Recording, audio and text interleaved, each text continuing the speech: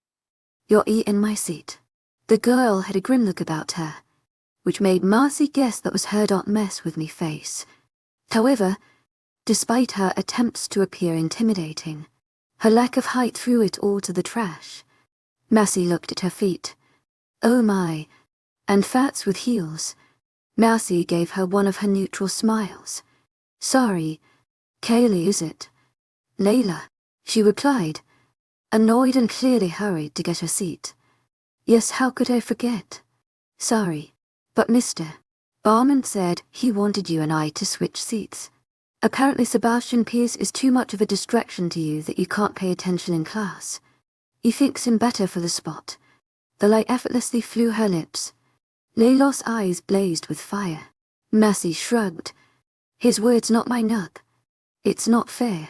I am speaking to him about this, she cried, ready to argue. By now most of the students had entered the class and Marcy knew she had to finish this before things got out of hand. I don't suggest you do that. How embarrassing would it be if in front of the whole class that Sebastian he argued with you? If he reads past notes out loud, what makes you think he won't let the whole class hear how you look at Sebastian all period? Marcy gave her the most concerned look she could muster, and she could see how the realization impacted Layla. Layla seemed to be debating the issue in her head, but in the end the embarrassment of the whole class learning of her affections for Sebastian won over. Marcy gave herself an imaginary pat on the back when she saw Layla sit in her previous seat. She hadn't planned on lying her way through the ideal seat, but the outcome was necessary. This is what you call beauty and brains. When Sebastian entered the classroom and saw her seated in the seat behind him, he didn't as much as blink. But Marcy expected that. At least from here she had more of a chance to converse with him if the chance arrived. But for today she was definitely focusing in class. Staring at a person all period was freaky. She had experienced it before firsthand. She almost giggled when she remembered the story Jordan told her about the girl in calculus. Marcy cowled and denied she liked Sebastian, but she was definitely going to be smart about it. Good afternoon, class, greeted Mr. Barman, entering the classroom. Friday we finished covering the 3rd chapter and I gave you all review package to complete over the weekend for the test we have tomorrow on all 3 chapters. You have this period to ask me any questions you didn't understand or to finish it. Marcy gazed at him dumbfounded. She opened her global folder and sure enough she found a review package. Terrific, Messi mumbled sarcastically, especially after flipping through the pages and seeing she hadn't done a thing. There goes Magnificent Monday. I know. Who does homework on the weekends? Messi turned to face the unfamiliar voice. Straight black hair fell just above his wide dark eyes that defined him as Asian. She smiled and pulled out package. I did absolutely nothing. How on earth am I supposed to finish this in one period? The boy took out his package as well to show that he, too, didn't do as much as write his name on it. It appears we're in the same boat. Immerse. Beginning introductions. She hadn't noticed there were cute boys in the classroom. Then again, she hadn't exactly been looking. 𝐿𝐤𝐸𝐬𝐷𝐞𝐫𝐬 Heartfelt thanks for your unfailing patience, enthusiasm. I see you've upgraded your seat from the terribles, he mentioned, nodding towards the two girls who sat behind her previous seat. Marcy giggled as she remembered how they made known every single action Sebastian did. Actually, they were incredibly entertaining. You should have heard what they talked about on Thursday. One of them said, I find it hard to believe you two are completely done with today's class assignment, said Mr. Barman, stepping in between them. Please refrain from idle conversation until all work is done. Is that clear? Yes, sir, they answered. Marcy grudgingly faced the package in front of her. She didn't have a problem with homework, but it bothered her that she actually had time to do it over the weekend. Had she remembered it would have been finished. But now the dreadful thing stared at her when in reality, she just wanted to have a free period and speak to 𝐾𝐜𝐤 spoke into Jordan in calculus. Marcy glanced at Sebastian and noticed that unlike most of the class, he was hunched over doing work. You did all of it. Loud enough for him to hear. Yes, he answered. Marcy waited for him to say something else. She sighed when the conversation ended there. Couldn't he give her something to work with? The period seemed endless, but thankfully by the time the bell rang she was done with the entire thing. No way she was going home with homework. At least over the weekend she didn't have work at the diner. But today she did, and she knew she would be too exhausted to let her mind do any thinking. By the time she gathered her things, Sebastian was already out the door, but at least Kai said goodbye before leaving, which made her forget that. In the hall she caught sight of her friends and went to join them. Hello ladies. Hey Mars. Where were you this weekend? Questioned Emma, giving her a hug. What are you talking about? 𝐼𝐸's eyebrows quirked. Interested. She would be so annoyed if she missed a party because she was definitely doing a whole lot of nothing in her house. The Dark Falls Diner. We were all working but we didn't see you there, clarified Lucy. Mercy noticed how today she straightened her big curls and raked her hands through her hair. She had always wanted curly hair, but instead she got hair that barely waved, and that was only when she scrunched it. 𝐿𝐤𝐸𝐸 Heartfelt thanks for your unfailing patience, enthusiasm. They didn't tell me to work on weekends. Recalling Kristin's words when she was telling her about her schedule, Emily smirked. It's very fast-paced in the weekends, and the diner closes much later too. Maybe they thought you couldn't handle it.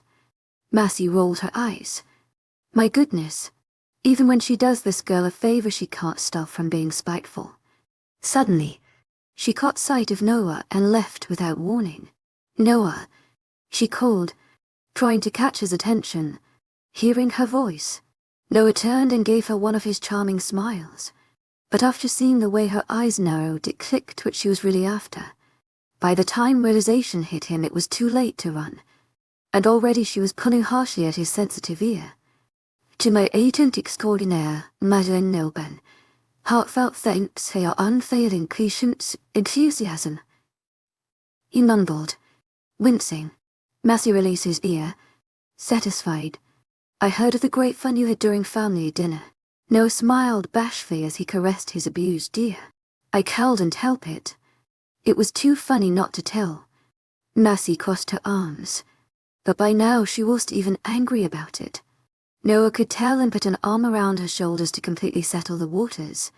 I say that as a recompense you treat me to some ice cream.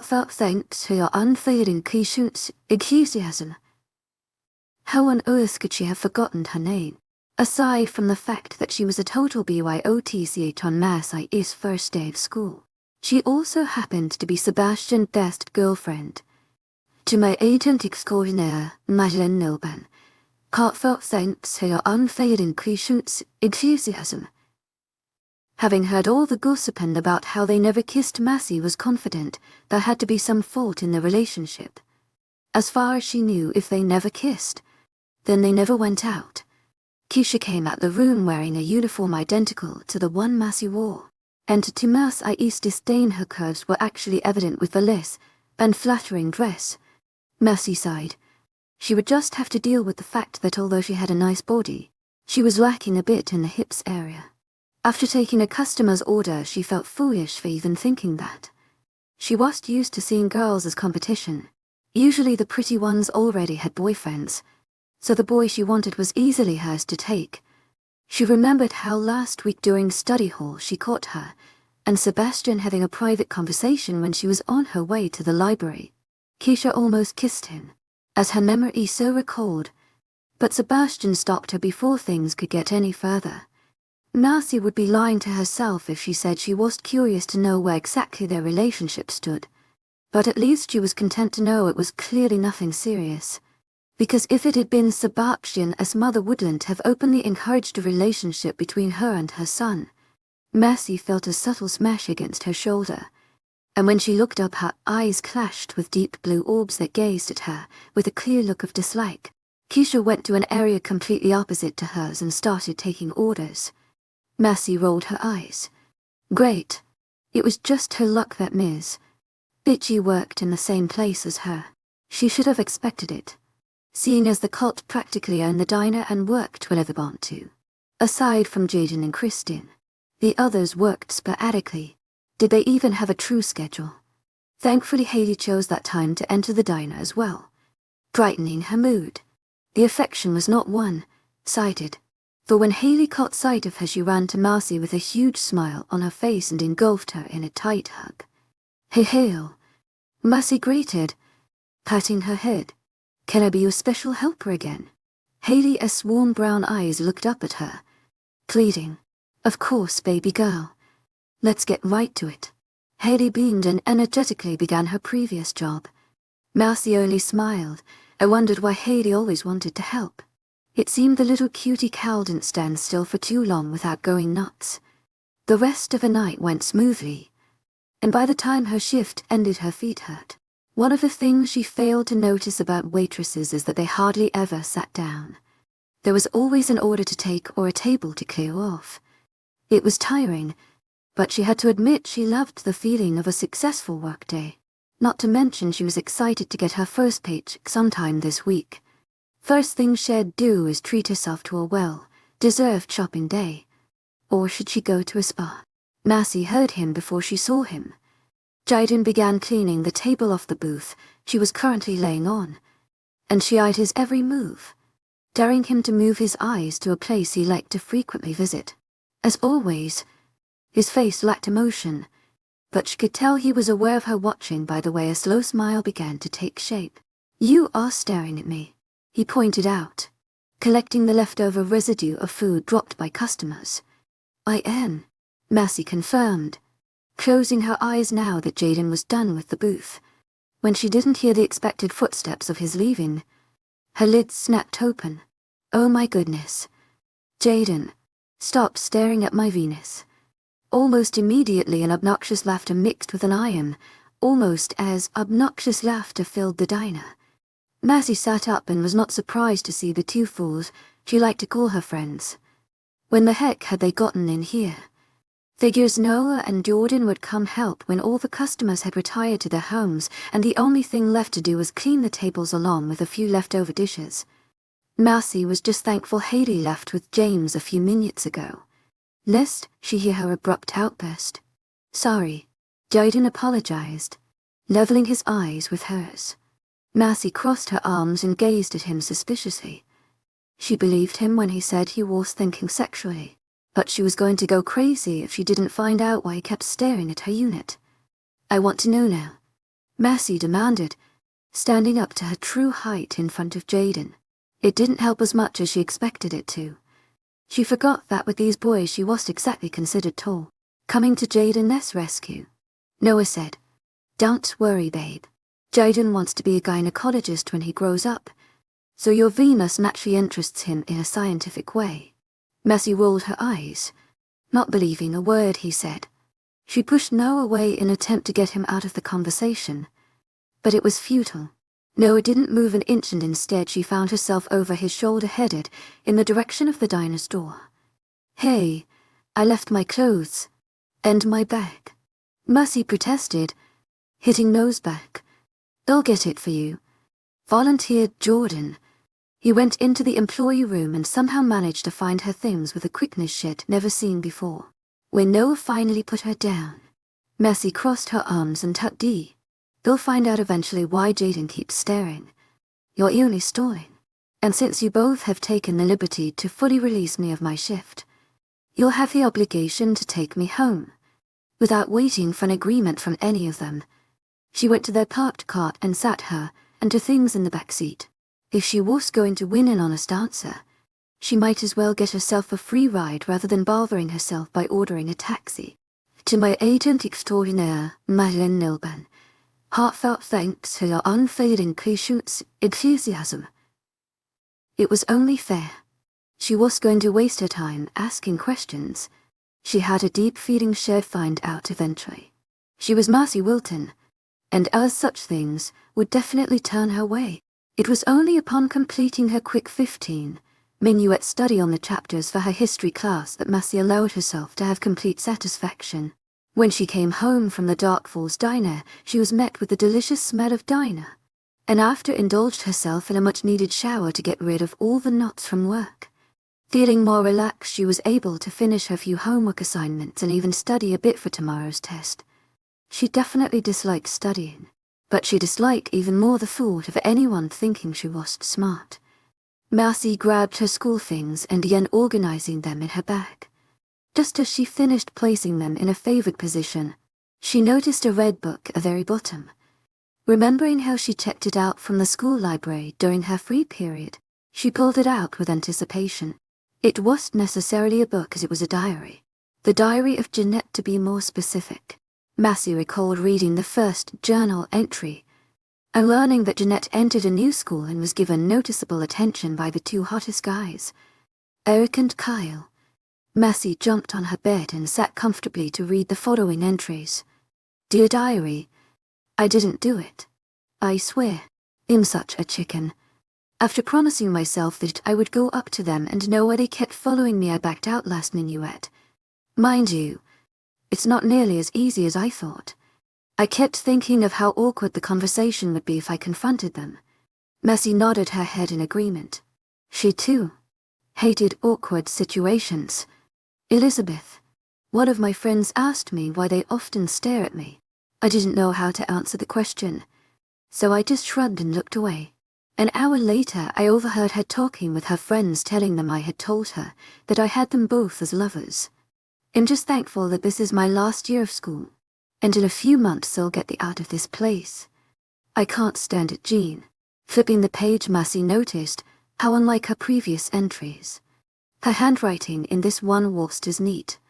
It was almost as if she was trying to get all her thoughts on paper before they flew away. "Dear Diary, how can I express to you everything that I've seen today? I have no idea where to begin. It's all so much. Too much. Could it be that I was hallucinating?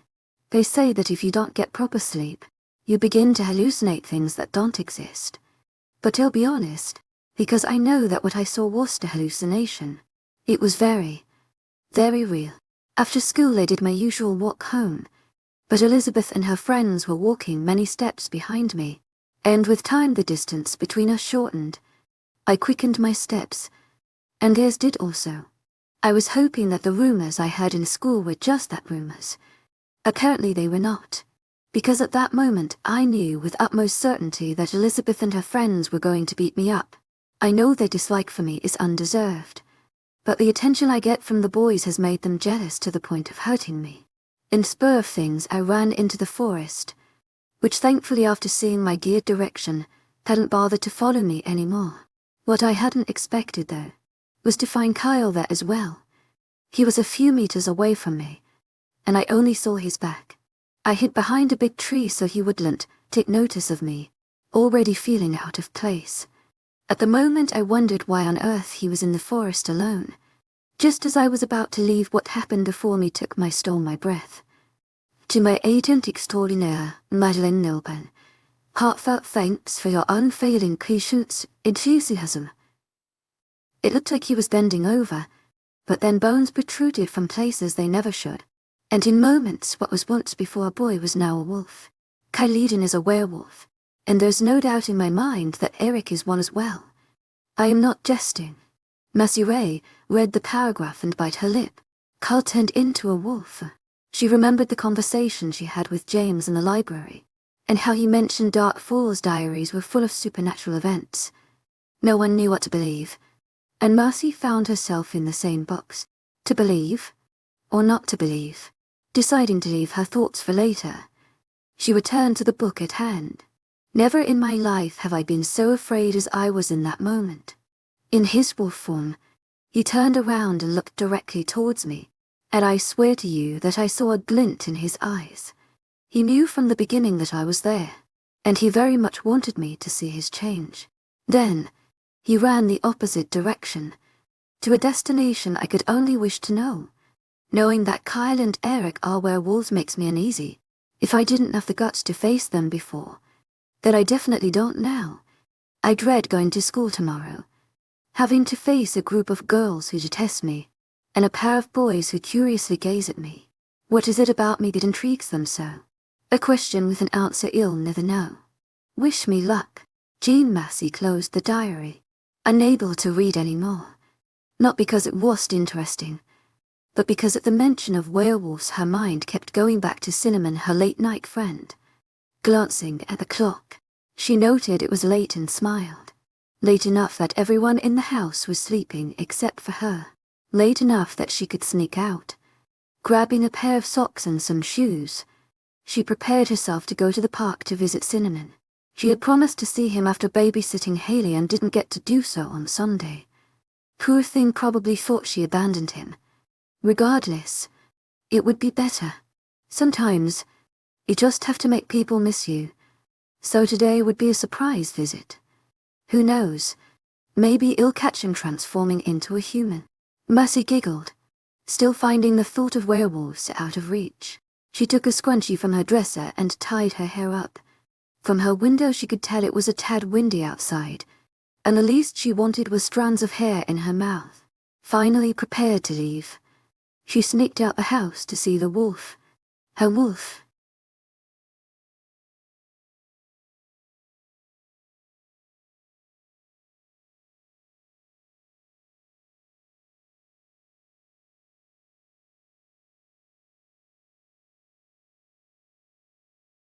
I walk into the forest, trying to solve a mystery whether the wolves here were actually werewolves.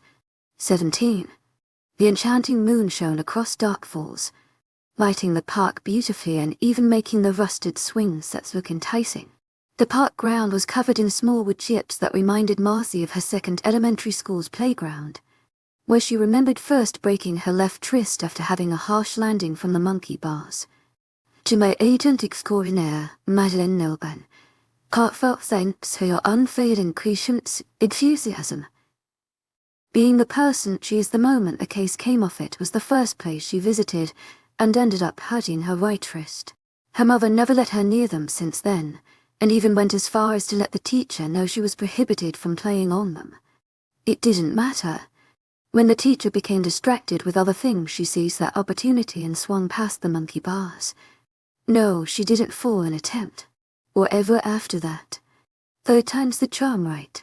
Further to the back and partly covered by the shadows of large trees was Cinnamon. If she hadn't knowingly been searching for him, she doubted anyone could tell he was a wolf. His coloring would make him look like a log at passing glance. Over the weekend, she had forgotten how large he really was. Currently he was laying down, his face away from the moon. But the second her feet touched the park ground, he stood on his paws and waited for her to get nearer. Did you miss me? Hugging his neck, his face fell on her shoulder, and his nose toward her, and Gussie gave her a swift, quick lick. Massey smiled as she felt his familiar warmth radiate through her fingers. Hugging Cinnamon was better than any stuffed animal she owned. 𝐊𝐢𝐳𝐷𝐞𝐝 𝐊𝐢𝐳𝐷𝐞𝐝 unfading 𝐂𝐮𝐧𝐰𝐴𝐷𝐿. It would be better if he actually brushed his hair. Messi laid on the grass near him, away from the light in case any wandering eyes caught her out of her estate. She doubted that would ever happen though. People in Dark Falls seemed to have placed themselves at a curfew. After 10 at night there was not a soul to be seen outside of their homes. As the cold grass cushioned beneath her, Cinnamon fell into the usual position by placing his head on her chest, while the rest of his body laid away from her vertically. Knowing well that her form could not handle his heavy weight, Messi began to run her hands through the hairs above his head, and though he didn't make a noise indicating his pleasure like most dogs, Messi knew he liked it because he would sometimes wag his tail. "I did the craziest thing on social studies today," Messi began, inwardly giggling as she remembered the events. Cinnamon opened one eye and closed it end to show that although he was resting, he was still listening. "Remember how I mentioned I have a crush on Sebastian? Him and I share social studies together, and since we sat so far apart I took it upon myself to sit behind him. This girl sat there though, so I made up a ridiculous lie to get her to go along with it. I kind of felt bad. But hey, are you listening to me?" Messi questioned, poking his head curiously. Cinnamon barked an affirmative and Messi smiled, continuing her tale. "So I felt bad. But it's not like she would end up being his girlfriend anyway. I might as well do her a favor and help get over him. And you know, you'd think that being closer to Sebastian would make it easier for me to talk to him, but ever since he caught me staring at him like a dumbass from the window I've been hesitant to do anything." Messi paused. "Well, what if he thinks I'm a level 30 stalker?" Without opening his eyes, Cinnamon barked again, as if to say I doubt it. "He shouldn't think I'm a stalker. He had his shirt off. I don't care if your face looks like. If you have a great body I'm going to stare. I should have the right to since he'll be his future girl anyway," Messi noted with confidence. This time at her proclamation both of Cinnamon's eyes slowly opened as he calmly huffed, as if to sarcastically say sure. Messi gazed directly at the wolf's disbelieving golden eyes as she said him serious. Cinnamon merely closed his eyes and returned to his rest. Unperturbed, Messi Ray tied her loosened hair and stuck her tongue out, despite noting how Cinnamon wasn't even looking. Somehow, it reminded her of Jordan in calculus, when he wished her good luck for chasing after the captivating Sebastian Pierce. She doubted it could be that hard to get the guy. He probably just hasn't met someone as amazing as her. Whatever. After I follow through with my friends, then lover's plan hell be all mine. Cinnamon ignored her, and instead bothered himself to hit her hand with his nose before returning his head on her chest.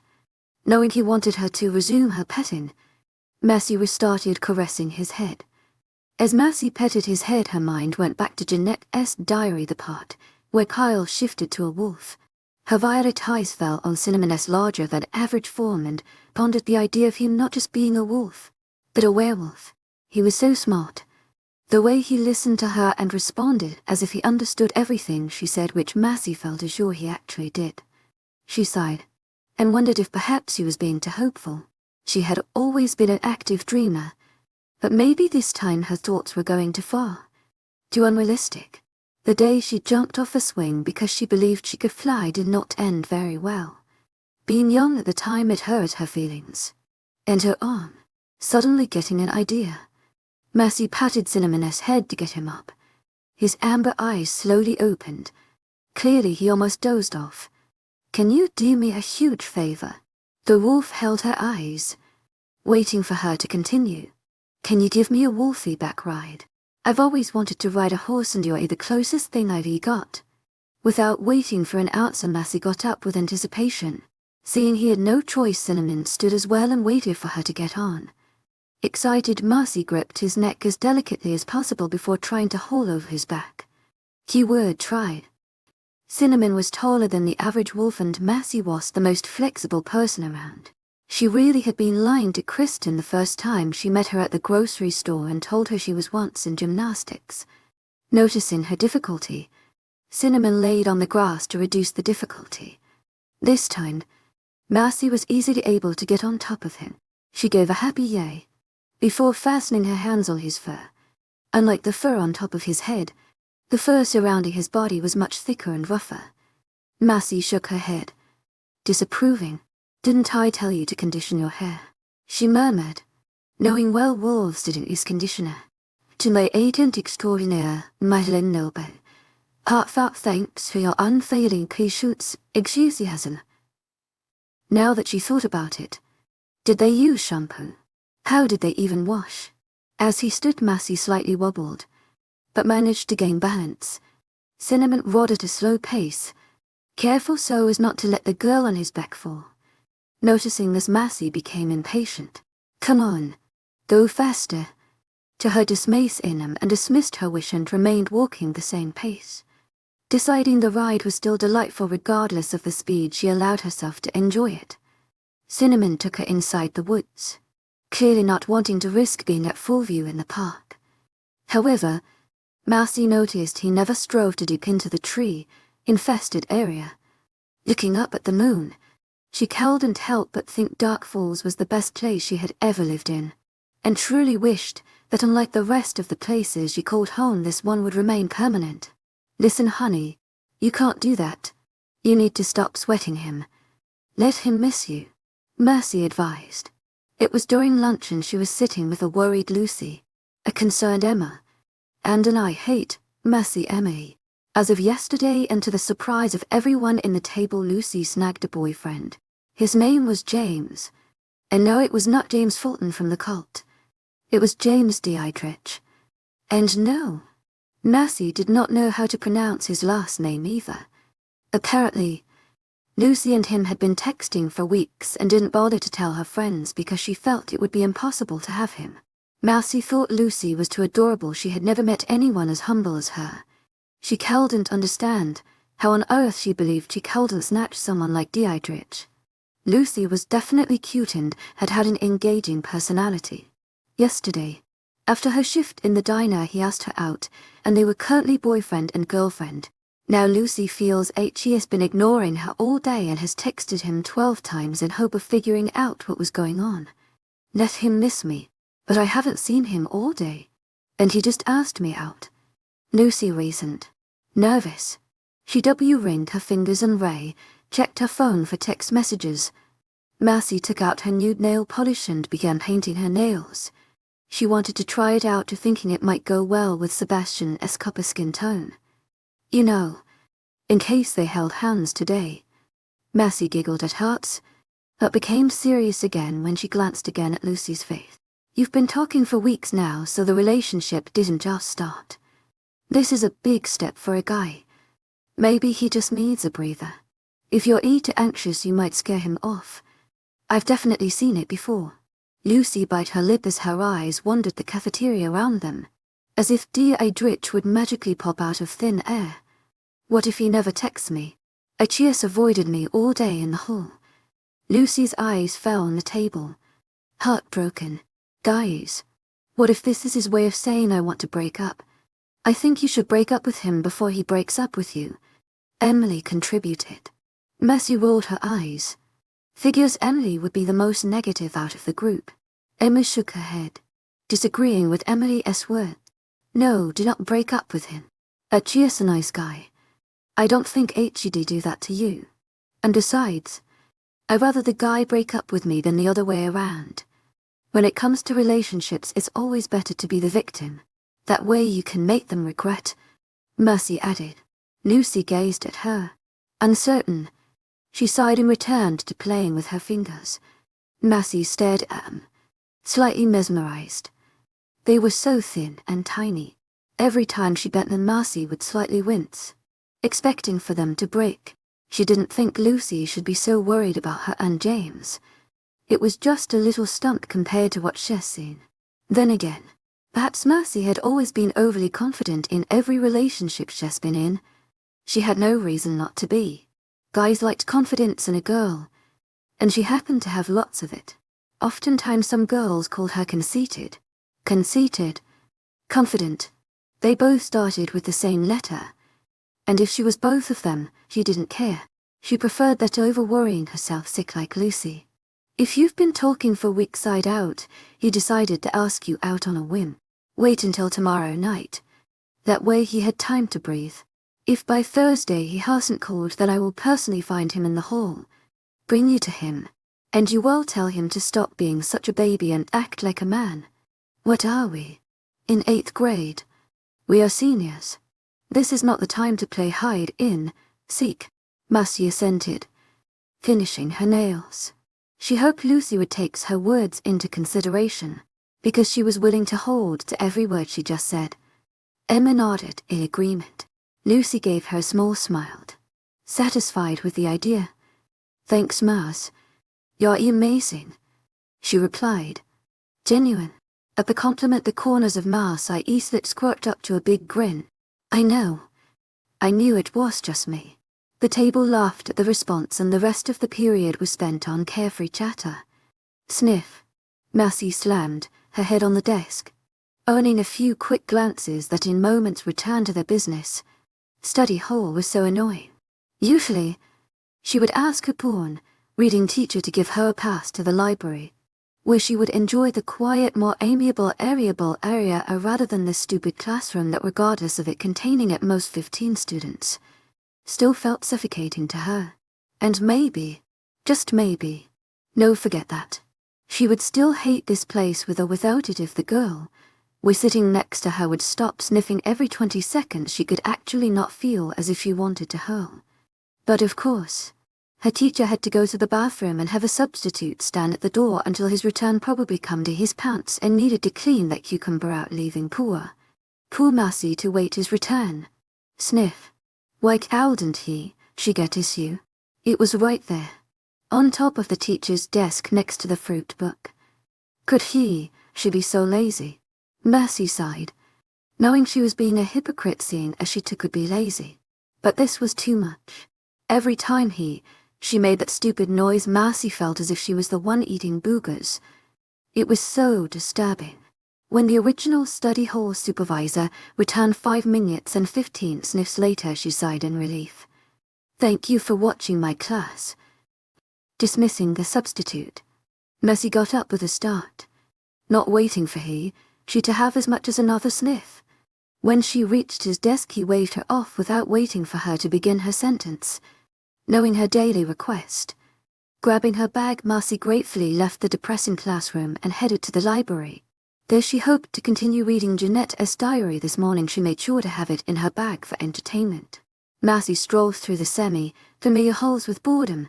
By now she learned that, unlike some of her previous schools, none of the boys she walked past in the hallway were cute. The bright side was that they thought she was obvious by the way they sneaked appreciative stares before they went to their respective classes, which helped soothe her confidence after being ignored by a certain Pierce. Wow, even his last name was hot. To my agent extraordinaire, Madeleine Noble, heartfelt thanks for your unfailing patience, enthusiasm. Marcy Pierce. Then it had a nice ring to it. She turned a sharp corner and bumped into a hard, solid chest. She was about to apologize when she looked up and saw who said chest belonged to. And it was none other than a golden-eyed prince. Feeling rather lucky, Marcy smiled and made no movement to separate them. As expected, and too much of Marcy's disappointment, Sebastian cleared his throat and swiftly took a step back. Hi, Sebastian. Marcy greeted, her violet eyes joyful. To my agent extraordinaire, Madeleine Noble, heartfelt thanks for your unfailing patience, enthusiasm. Giving her a nod. No hi, no hey, and definitely no nice to see you. He was so discouraging, Marcy didn't have to wonder why girls didn't bother going after him. Apparently, not only was it his greeting, but it was also his way of saying farewell, because in moments he moved past her and continued on his path, going with the stride of things. She walked beside him.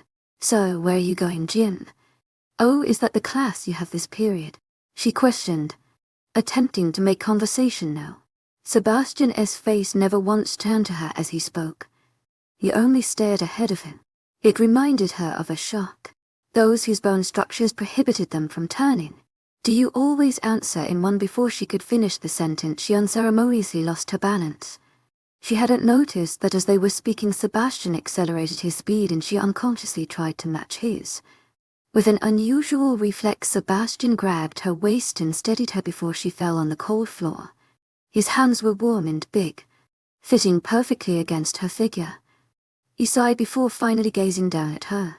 "Mercy, you need to be careful." His stare left her breathless and made her body tingle. Seeing that she was now well to her feet, Sebastian continued on his way to gym, never once bothering to glance back at a purple-eyed female. After watching him walk away, Marcy turned around and went to her original destination, the library, a smile on her face. For some reason, every time a guy touched her waist, she got all jittery and her voice sometimes rose to a higher pitch.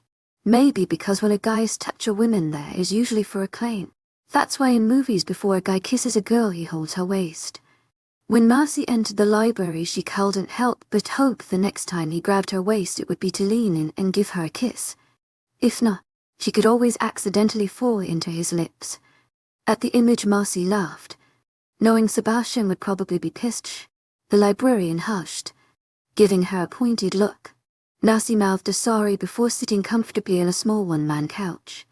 Taking out Jeanette's diary, she stared at the red cover and opened it. She was hesitant to believe in werewolves. But maybe, just maybe, Jeanette could convince her. "Dear Diary, I'm sorry I haven't written in a week. Ever since witnessing Kyle's transformation, things happened so quickly I've hardly had any time to think, much less write. All of this is so overwhelming, but it's best to start from the beginning. After seeing what I saw in the forest, the next day in school he came up to me and asked if I could keep the secret. Figures he would ask after I knew his secret rather than before. I agreed, but in all honesty, even if I did want to blab my mouth, who would I talk to? All the girls in school hate me. He then followed by inviting me to his house after school. I said no, of course. Just because I know his secret doesn't mean we're automatically best friends. It is fault all the girls hate me, making me a total loner. By the time school ended, however, it seemed I was forced into going to his house after all. The girls were following me again, only this time they weren't being as discreet and were much larger in number. Before they were about 3. That day it appeared to be 7. Eric came to my rescue by walking beside me and leading me into the wood. I'm not sure which decision would have been better, going to his house or getting beat up, because when they saw it and I enter the woods, their suspicions were confirmed. And all of their gossip now had proof. I just wish I understood why they had to go to such extremes for boys. It's so crazy. The house was a long walk from where we stood. Without warning, Eric transformed into a wolf and with a bar urged me to ride on his back. I wish I could say I disliked it, but it was so fun. I felt like a warrior princess out to save the world. Okay. I'm writing in pen, so please ignore that last sentence. Someone must have been waiting for his arrival, because before we even got to the door, a short, pretty woman opened it. She was speaking with someone. But when she finally turned forward and showed her entire face, I had to stop myself from staring. A long dark scar started from her right cheek and ended at the base of her neck. The sight was slightly disturbing, because I knew it was not something done on accident. It made me less confident about the decision I made to go there. Inside, I was introduced to various people, which I do not remember the names of except for Cherry, who opened the door. There were so many of them. I couldn't believe I hadn't seen their faces anywhere. To my agent extraordinaire, Madeleine Noban, heartfelt thanks for your unfailing patience, enthusiasm. I'm not a good person to go by seeing as I rarely leave my house, but I wondered why they all lived together. To my relief, they were kind and approachable. For some reason, they were happy and excited to see me. I don't understand how a group of people can be so accepting to one they've never met before. Marcy paused her reading and put a hand to her chest, remembering very well her first acquaintance with the cult family. Unlike Jean, she remembered some of their names to her own surprise, but she couldn't help but notice the similarities in their stories. Like Jean, the cult family was very accepting when it came to her. As a matter of fact, the cult themselves from school became friends with her easily, So easily in fact, that even her friends were amazed. I felt most comfortable around Cherry. Maybe because she looked the most normal. They were all so tall, so strong, so supernatural. It was, as I said before, overwhelming. Many of them went outside to train or go for a run, while others roamed around the house. I don't know what I was expecting. Maybe a dirty house with bones and blood splattered on the walls. They don't exactly fit the stereotypical werewolves.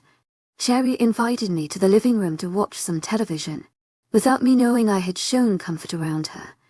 And our unspoken agreement had been made that she would entertain me. I ended up sitting on the side that showed her scar, and as respectful and discreet as I wanted to be, my eyes kept wandering to it. "Would you like to know how I got it?" she asked me. I felt so embarrassed, but she seemed rather calm about approaching the subject. I found myself saying yes. Did she get it from them? As nice as they may seem, knowing what they were disconcerted me. She muted the television and told me her story. To my surprise, as it turned out, the scar was caused by the likes of this family. 𝐶𝐞𝐬𝐬 wolves. This is what they called them. They had the abilities of werewolves. Only these were wolves without control. They had no sense of righteousness, no sense of love. Their only desire was to kill, because they relished the sight blood. Their only sort of distinction is a mark on the base of their necks, indicating their savageness. Cherry had an encounter with them months ago, and if it weren't for this family she wouldn't have been saved in time before it devoured her very being. Somehow, her heroic tale managed to placate my attitude towards these wolves. Perhaps they deserved to be trusted after all. The bell rang, bringing Marcy out of her reverie. She placed the book in her bag and exited the quiet library, joining a hallway that was steadily beginning to fill with chatter all around. Never could she have pictured herself using a study hall period to go to the library and read, but the truth of it was that reading managed to bring her enjoyment. In her other schools, she used it to go to lunch and socialize with some other group of friends she had. But Dark Falls High didn't have a large population, and many of the people her age didn't interest her enough to actually go to lunch for that. Besides, her lunch period had all the people she could bother herself to talk to. To my agent extraordinaire, 𝐿𝐻𝐬, heartfelt thanks for your unfailing patience and enthusiasm, called a voice, trying to get her attention. Marcy stopped and waited for her sister to catch up. She thought it was weird how Lydia actually wanted to talk to her in school. Usually she was quote-unquote embarrassed to be associated with her, so she pretended they weren't related. She couldn't see why, seeing as she didn't do things that were too out of the ordinary. But Lydia was one to always stay out of drama, and sadly Marcy was very familiarized with drama in every school she's been to. To my agent extraordinaire, 𝐿𝐻𝐬, heartfelt thanks for your unfailing patience and enthusiasm. They might see us together and think we're friends, Marcy warned, laughing. Looking at Lydia's facial expression, her laughter ended on a sour note. "Okay, what is it that I don't know that I did that apparently has you annoyed?" Lydia narrowed her eyes, staring up at her sister. Unlike her, Lydia didn't get the tall genes and stood in height, being 53. Well, Marcy considered that petite. She couldn't help but imagine her sister near the cult family, and almost laughed at the picture. She would look like an elf. "What in the world have you told Micah?" Eyes ablaze, Marcy smirked, needing no further explanation for her sister's vexed mood. She remembered telling Micah that if Lydia was mean to him, it meant she liked him. He must have taken it to heart and chased after her sister. AWW, they would totally make a cute couple. Well, 𝐿𝐻𝐬, in my opinion, you should be thankful I told him you like him. Now you have a hot guy chasing you. No, yay. I have a dumb girl making problems with me because apparently I stole her future boyfriend. What's worse, planting a finger on Marcy's chest, is that Micah asked me out in front of her. I don't need this drama, Marcy, this is all your fault. Lydia whirled the ring around her pinky, and Marcy knew this was a sign that she was going to freak out if she hadn't already. Marcy sighed. It reminded her of Jeanette when the boys kept staring at her. Why do girls have to be so catty? If a guy chooses another girl, then it's on to the next one. Knowing Lydia, she was probably really troubled. Out of the two of them, Lydia was clearly the more serious and studious one. She hated girl drama, which is why she usually made acquaintances with quiet, calm classmates. Do you like Micah? Marcy questioned. Lydia looked taken aback. What? No, of course not. She stuttered, her cheeks glinting red. Marcy rolled her eyes. One, her sister never stuttered, and too much like her Lydia rarely ever blushed. You're lying through your teeth, just go out with the boy already. We both know H.E. is handsome. Marcy nudged her sister's shoulder, a bewitching smile touching her lips. Besides, if the girl ever wants to fight, we both know you once did kung fu. Lydia crossed her arms and gave her sister an impassive expression, unconvinced. Listen, I'm the new girl. That is the only reason why H.E.'s paying attention to me. When you're emu meet, guys tend to give an eye. Give it a few days and he'll be infatuated with another one. That's how it is. Mercy looked up, staring at nothing in particular. Don't I wish? She grumbled, thinking about Sebastian. Lydia's philosophy didn't work with her this time. Being new meat, and all he still doesn't do as much as bat an eye. Could it be that maybe he was no? She would make a hole and bury herself in it if that's why he ignored her. She could absolutely get him if she just studied him a bit more. No worries. Oh my gosh. But what is he was? Are you listening to me?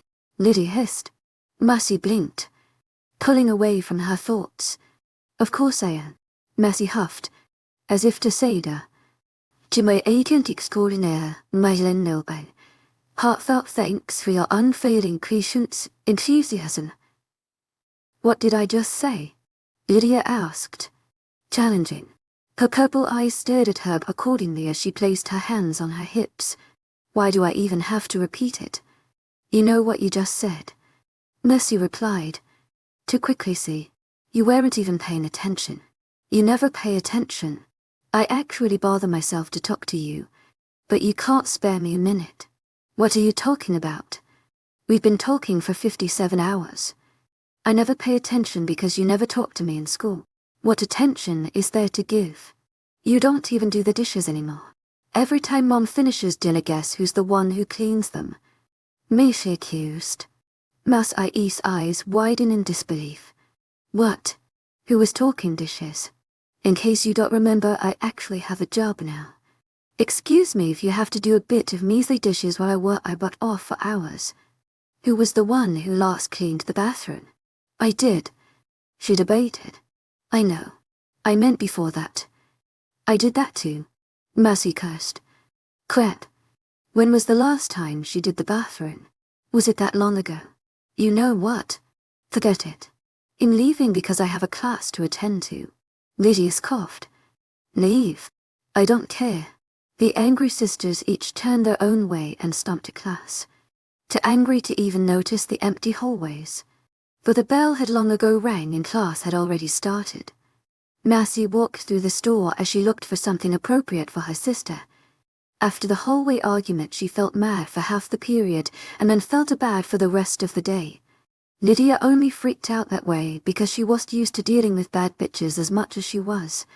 Besides, knowing her sister, she probably fumed even more after realizing she was near 5 minutes late to class. And she was very prompt, usually entering class a minuet before the bell rang. Oh yes, her sister was definitely distressed. After finishing her shift at the diner, she was surprised with a nice paycheck and decided to get Lydia a little something to cool her down. It was as if she regretted telling Mike Lydia liked him.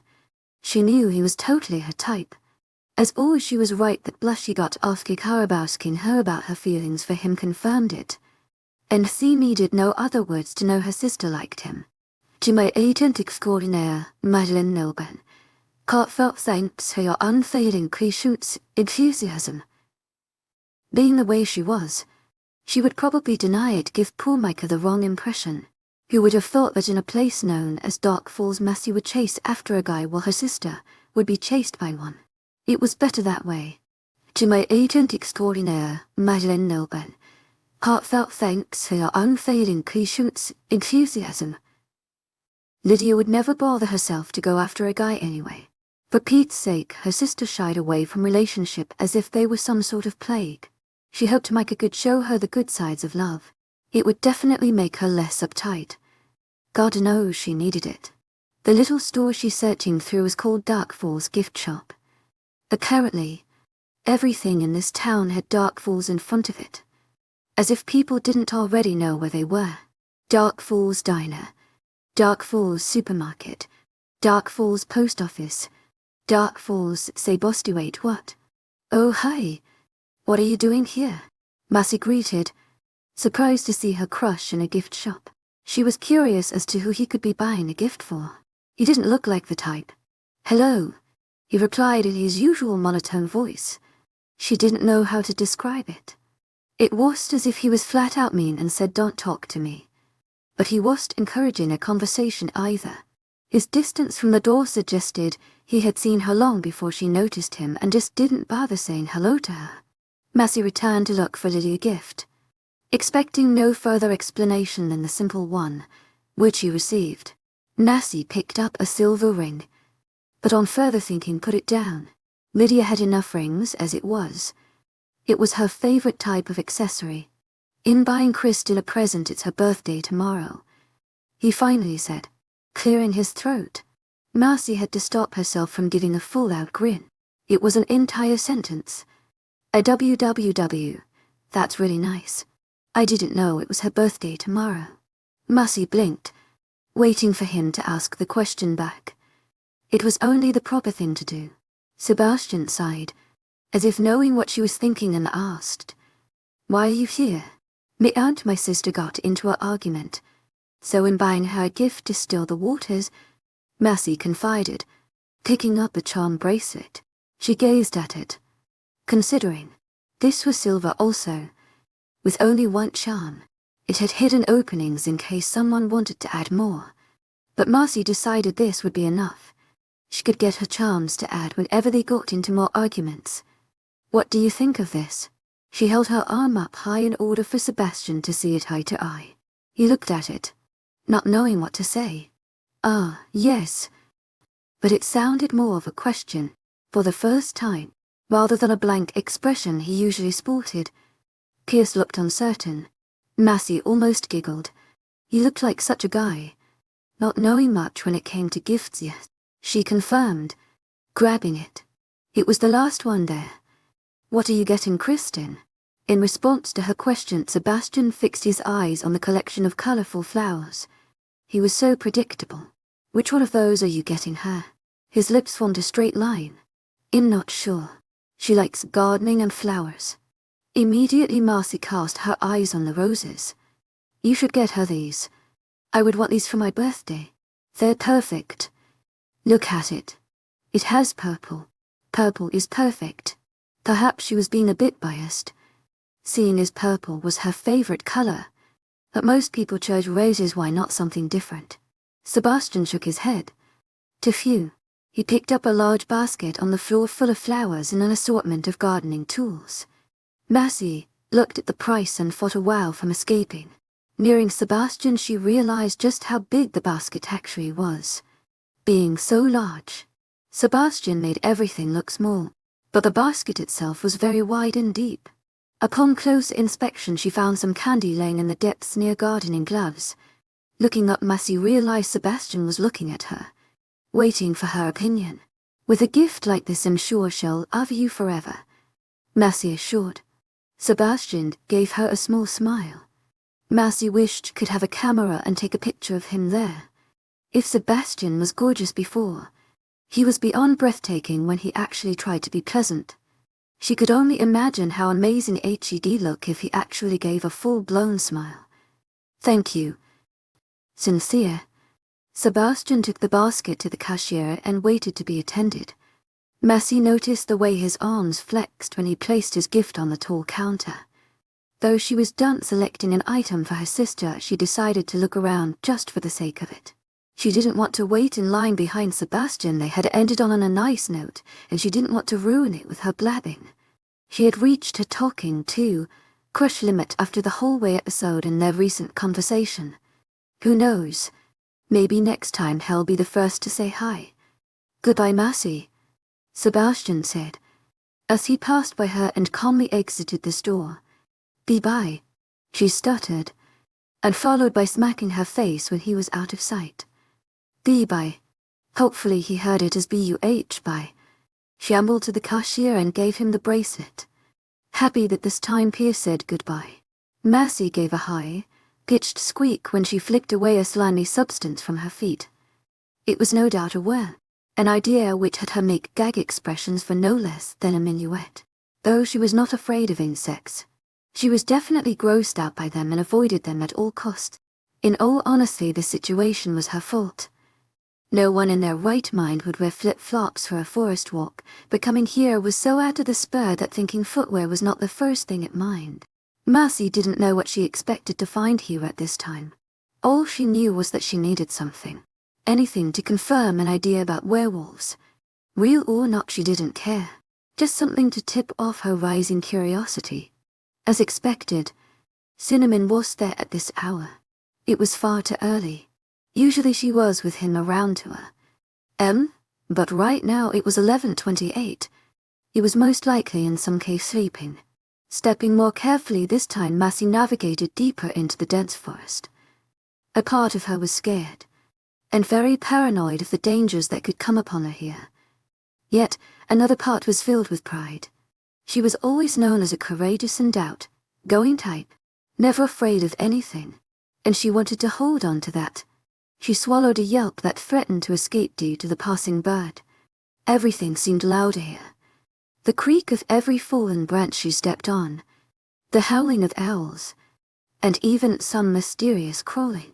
It was the ideal horror scene, and slowly, step by step, she started to regret coming here at all. What was she thinking? At night, she was such a fool. The least she could have done was wait until morning and check it out then. At least she wouldn't have to wonder from whence came every audible sound. She took deep breaths to calm herself, managing to feel slightly more at ease.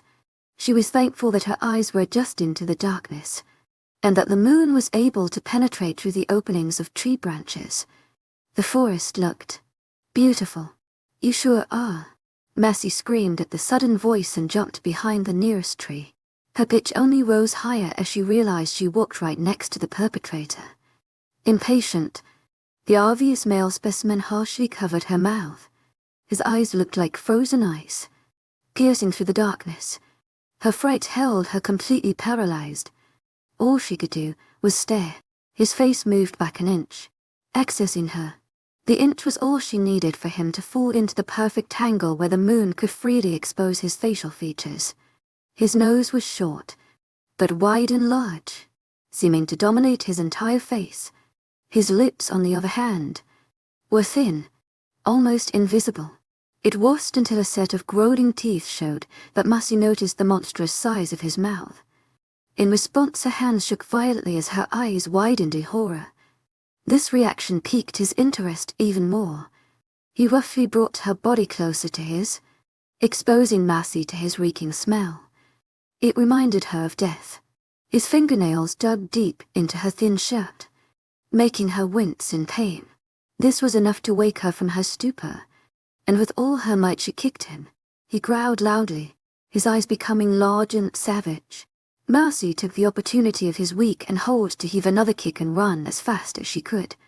Adrenaline pumped through her veins, giving her an energy that propelled her forward at a speed she didn't know she could obtain. Never in her life had she been in threatening situations like this, but she stupidly asked for it by going into the dark forest alone. She tripped over a large branch, but managed to get her balance before falling over. However, luck was not on her side, for just as she managed to regain her speed, her flip-flop caught itself in a hole. She cursed herself once more for coming into the wild with the worst gear possible. She looked back, something someone should probably never do. Her fears were confirmed when she saw his dark figure advancing at an uncommon speed. "Get the fuck away from me," she cried, feeling tears well up in her eyes as her foot remained stuck. "Damn it, not now. Not now." She pulled hard, and just as she was about to remove her foot and run barefoot, the Parker hand grabbed her forearms and teared her to the side. Only a snap could be heard as an overwhelming pain filled her. Her ankle. It felt as if it had been ripped out of its socket. A deafening scream filled the forest, and the leaves shuffled in response. A crisp, strong wind shook the branches of the trees. They moved violently, as if celebrating in her misfortune. The same eye stared above her, rejoicing in her current position. That thing. It's not human. She tried to get up, earning a spasm to wave through her being, leaving her speechless and helpless. 5 sharp needles. Deep needles. They dug into her arm. He retracted his nails, and gave her a sickening smile at the sight of trailing blood. Her face paled as she looked away, a true feeling of vomit beginning to surface. That moment was when Massey noticed it.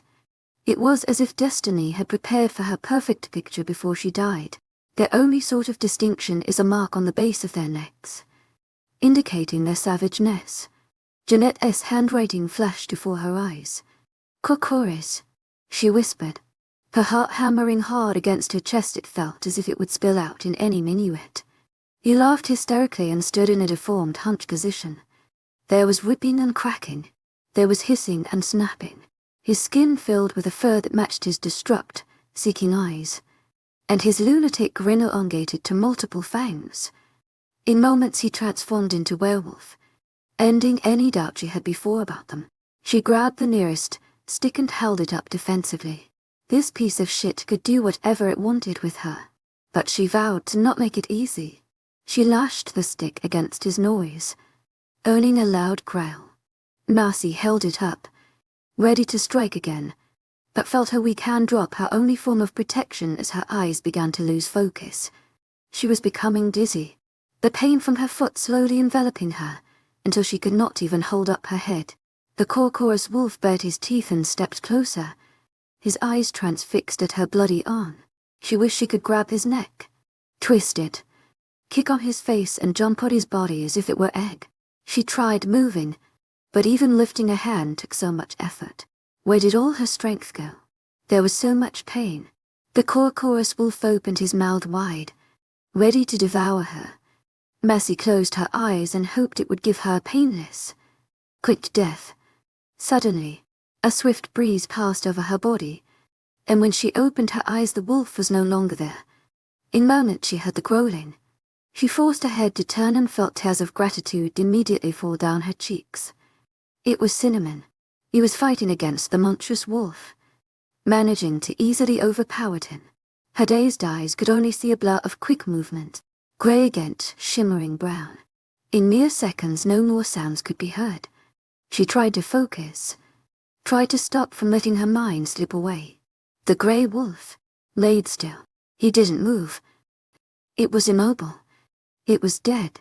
She saw Cinnamon near her form and stare at her with those familiar amber eyes. She wanted to speak. She wanted to say thank you, but her consciousness was fighting hard against her will to stay alert. Her very lips could not part, much less move. Next, she saw feet, and before she blacked out she saw the same amber eyes again. Only this time, they belonged to a face. When she saw them on him, she described them as golden, and they belonged to none other than Sebastian Pierce. 19. Check all perimeters. Make sure no unknown presence is within the territory. This time, do it correctly. The voice was stern and full authority. It sounded far away, as if someone was speaking from a distance. Slowly, her senses started awakening. The first thing Massey noticed was the strong smell of rubbing alcohol. She looked around her surroundings and found it did not help in figuring where she was. The room was very bare, with only a queen-sized bed which she currently laid in, and a small dresser with no object above it. She saw the figure of a silhouette just outside her door and propped herself up, only to feel a strong sting on her right arm. She winced and shuffled to get a better look, earning her an unbearable pain on her lower left leg that made her let out a strangled cry. The silhouette appeared to have heard her, for in seconds he entered the room. His golden eyes were hard as they accessed her. Immediately Massey was reminded of everything that happened. her entering the forest, her finding a psychopathic wolf, the 𝐾𝐤𝐳 trying to devour her, and her 𝐊𝐢𝐳𝐬 and her 𝐊𝐢𝐬 man that now stood in front of her, Sebastian Pierce. It was crazy. How one moment she was reading about werewolves in a diary and the next she was intertwined with various of them. How could she not have guessed they were mystical creatures from the very beginning? Everything about them screamed supernatural. And yet just like all the others she had waved it off as nothing. Now knowing, everything made sense. The way they sat together in lunch, their height and physical prowess, it all fit together. Much more their estate in the middle of the forest, that should have tipped her off the most, along with the fact that a large group lived together. Gosh, she had really been dense. Now all she could do was gaze in wonderment at the handsome man before her. He looked taller, more overpowering, but that could have been due to the fact that he was standing while she was sitting down, or the anger waves that radiated off him. Which one of them it was, Mercy was sure. "You are awake," he noted, narrowing his eyes. Oh, so he was angry with her. "Yes, I am. Is this your house?" she questioned, knowing the answer but still asking anyway. Sebastian nodded, his lips forming a strict line. He approached the side of her bed in order to better check her wounds. He was wearing a black shirt that revealed all of his arm, as well as his impressive muscles. He lifted the covers and cursed when he caught sight of her arm. "What were you thinking when you entered the forest at hour?" It was clear her arm had been cleaned earlier. Now, however, after her abrupt movement, the injuries began to bleed again and stained the covers below her. Her eyes widened upon seeing them as well. It was so much blood. How hadn't she felt it before? To be honest, I really hadn't been thinking at the time. The answer didn't satisfy him. Sebastian growled and grabbed a large cotton pad from a low table she hadn't noticed before.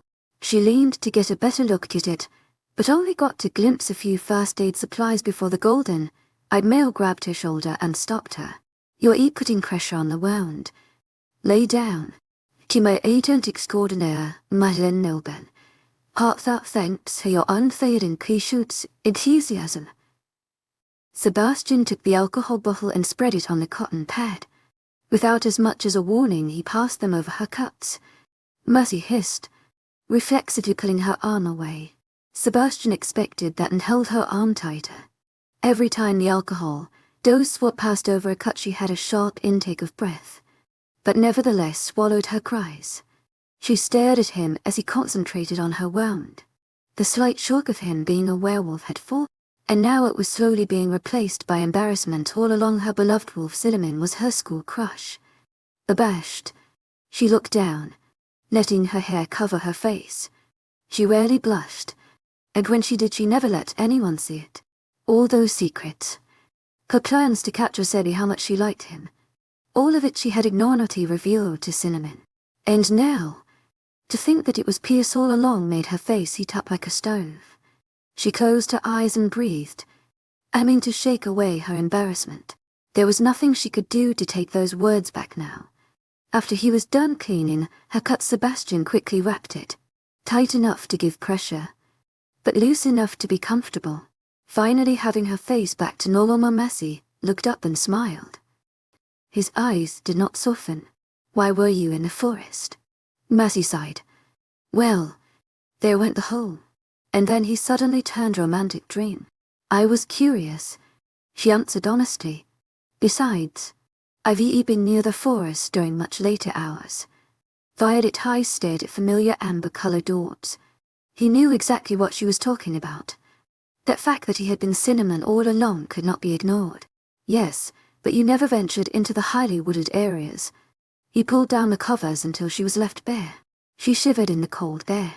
Looking down, she realized she was wearing the pajamas she left the house in, which consisted of her father's large shirt and some shorts. She didn't miss the way his eyes followed the length of her legs, making her smirk. Yes, she definitely had amazing legs. It appeared he was completely immune to feminine features after all. Sebastian cleared his throat, focusing his eyes on her damaged ankle. She teared her attention away from him and examined her injury. She gasped, eyes wide. Her entire foot was not only immensely swollen and abnormally shaped, but also red with tints of purple. She looked away, disgusted. So much for being sexy. After having her foot stared at for a few moments, Mercy grew impatient and threw the covers over her legs once more. She was uncomfortable with the idea of him staring at her revolting foot. Sebastian's eyes snapped to her. Annoyed. I am trying to correctly look at your wound. Mercy hummed fed and crossed her arms. I think you've gotten a good enough look. There's nothing you can do about it, but let it heal. He sighed and looked at the ceiling, as if asking why she was being so difficult. While you were asleep, Haley and Mandy put ice on your foot 15 minutes and cleaned up your arm, he informed. I was checking to see if the ice had any effect. Mercy was surprised she had slept through all of this. Wow, I must have been really knocked out. She looked at the time, and was even more surprised at it being 4 a.m. For some reason she thought it would be later on the next day. She hadn't slept as much as she assumed. Looking out the window, the bright moon still lit the forest, a few layers of red and purple beginning to weave into the dark blue sky. The pain made you lose consciousness. Grabbing an elastic wrap and removing the covers once more, he gave Mercy a warning glance before beginning to wrap the elastic around her ankle, clearing messaging her to not disrupt him again. She leaned back, deciding to let him finish. She didn't like the fact that he was staring at it, but at least if he had any repulsion to it, he hid it. And the butterflies in her stomach awakened when she analyzed that he was taking care of her. Again, she remembered her predicament, the fact that he was Cinnamon. She huffed, feeling stressed. She habitually crossed her legs, only to have Sebastian grumble and stop her feet from interlocking before she caused herself pain. I am trying to wrap your foot. She ignored his comment and pouted, unable to hold her discomfort any longer. All this time you were Cinnamon and you didn't tell me. Sebastian looked at her blankly, not understanding. I told him a lot of my secrets, she continued, making her point. Mercy, you have an injured arm and a sprained ankle. The least you should worry about secrets you never meant for my ears to hear, he commented, dumbfounded. Her pout became bigger now she knew how distressed her sister probably felt. I loved Cinnamon. He was a great listener. He even gave me a wolfie back ride one night. She spoke, as if they were two different persons. Sebastian's eyes remained focused on her ankle. I know. I am Cinnamon. Focusing on what he was doing, Mercy giggled, earning a curious gaze from Sebastian. After gaining no explanation, he returned to wrapping her foot. She didn't have to wonder why it was taking so long. It was obvious he was no expert in wrapping anything, and so sometimes he would have to redo sections. The curves of her foot were more difficult than her arm. Now that she knew Sebastian was well aware of her feelings, as if she hadn't given hints regardless, she realized her plan of capturing would have changed. The friends, then, lover's plan is definitely out the way now, Mercy murmured, eyes widening. She turned to him curiously. Did you hear that? As far as she remembered, werewolves had enhanced eyesight, better hearing, and other physical advantages. He nodded. Mercy repeated the thought in her head. Did you hear that? Finally finishing wrapping her foot. You didn't say anything. So he can't read minds, she noted. Sebastian shook his head at her, analyzing. He lifted the covers over her form once more, and allowed it to land just above her stomach. 𝐊𝐢𝐺𝐻𝐻 𝐊𝐢𝐺𝐻𝐻 heartfelt thanks for your unfailing patience, enthusiasm. Before turning off the light and leaving the door slightly ajar, Mercy sighed. Her mother used to do that, leave the door a bit open because she believed her daughter was afraid of the dark. 𝐊𝐢𝐺𝐻𝐻 𝐊𝐢𝐺𝐻𝐻 heartfelt thanks for your unfailing patience, enthusiasm. Her mother should have known better, but at the time Lydia was much younger and needed to sleep with a nightlight. She squeaked upon recalling that Sebastian was her Cinnamon. She still couldn't wrap her head around that fact. To think that she had even told CINNY about the mischievous plan that took place in social studies when she lied to Layla by saying Mr. Barman requested they switch seats. He knew everything. Yet, Despite it all, she couldn't help but like him even more. Aside from being tall and strong, he was not arrogant about her affections. He remained the calm and controlled man she was used to seeing around her, not even making hints that he knew she liked him. For some reason, his indifference made her want to chase him all the more. Well, they do say you always want what you can't have. Knock. To my 𝐊𝐴𝐺𝐸𝐬 𝐊𝐢𝐬𝐭𝐢𝐨. She crossed her arms, recognizing the voice. She's not here. Jordan peeked from the crevice, managing to look directly at her despite the darkness. Are you mad? After getting no reply, he slipped inside and turned the lights on. His shaggy hair looked more in disarray than it usually did, along with patches of dirt covering his lower legs and arms. You look like you just came from a nice run, Massey emphasized, knowing HED understand exactly what she was talking about. Though her arms were crossed, he could still see the small smile on her lips, which let him know she wasn't angry. His eyes softened as he sat beside her and grabbed her hand. I'm sorry I didn't tell you. She hummed. You're so dumb. It's not surprising that 𝐊𝐲 and Sebastian kept the secret from me. That was expected, but I at least thought you would let me in on it. I'm sorry, he repeated, truthful. I overestimated our friendship. This secret, no. No, you didn't overestimate our friendship. He interrupted, pulling her into a warm hug. She ignored the slight pain on her right arm and returned the warm gesture. I was going to tell you eventually. Sebastian ordered us to keep it from you until he thought it was appropriate. Massey smiled. She knew she hadn't overestimated their friendship at all. Nevertheless, she would never miss an opportunity to be the lied to victim. At least Jordan was doing a good job. Unlike Sebastian, who made it seem as if it was her fault she got attacked in the forest. How was she supposed to know a Quaquorus wolf was roaming around? Keep it from me, why? She questioned.